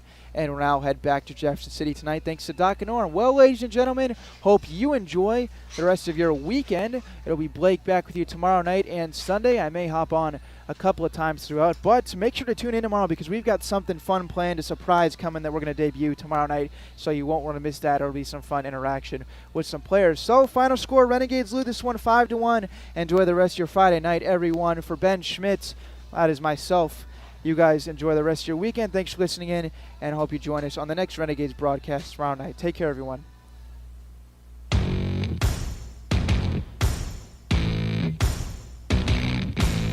You've been listening to the biggest and absolute best game coverage in mid-Missouri on the exclusive home for Jefferson City Renegades baseball, the Show Me Sports Network and the Renegades Radio Network. The Show Me Sports Network broadcast crew are the ones that know your Renegades the best. Exclusive coverage of Jefferson City Renegades baseball has been brought to you by Animal Medical Center of Jefferson City, Avon with Michelle Carty, Boone County Journal, Centurion Cares, Christopher Scott, Farmers Insurance, Doc and Norm Direct, Eddie Goodell Society, Han Custom Laser Engraving, LLC, Hoslog Landscaping and Design, Last Sentinel Firearms, Retrieving Freedom, River Oak Christian Academy, Sawdust Studios, State Tech of Missouri, and Walk Off Wood Bat Company. We hope you've enjoyed the broadcast. Join us anytime on the web at ShowMeSportsNetwork.com or find us on Facebook by searching the Show Me Sports Network. The Show Me Sports Network and the Renegades Radio Network, your exclusive home for Jefferson City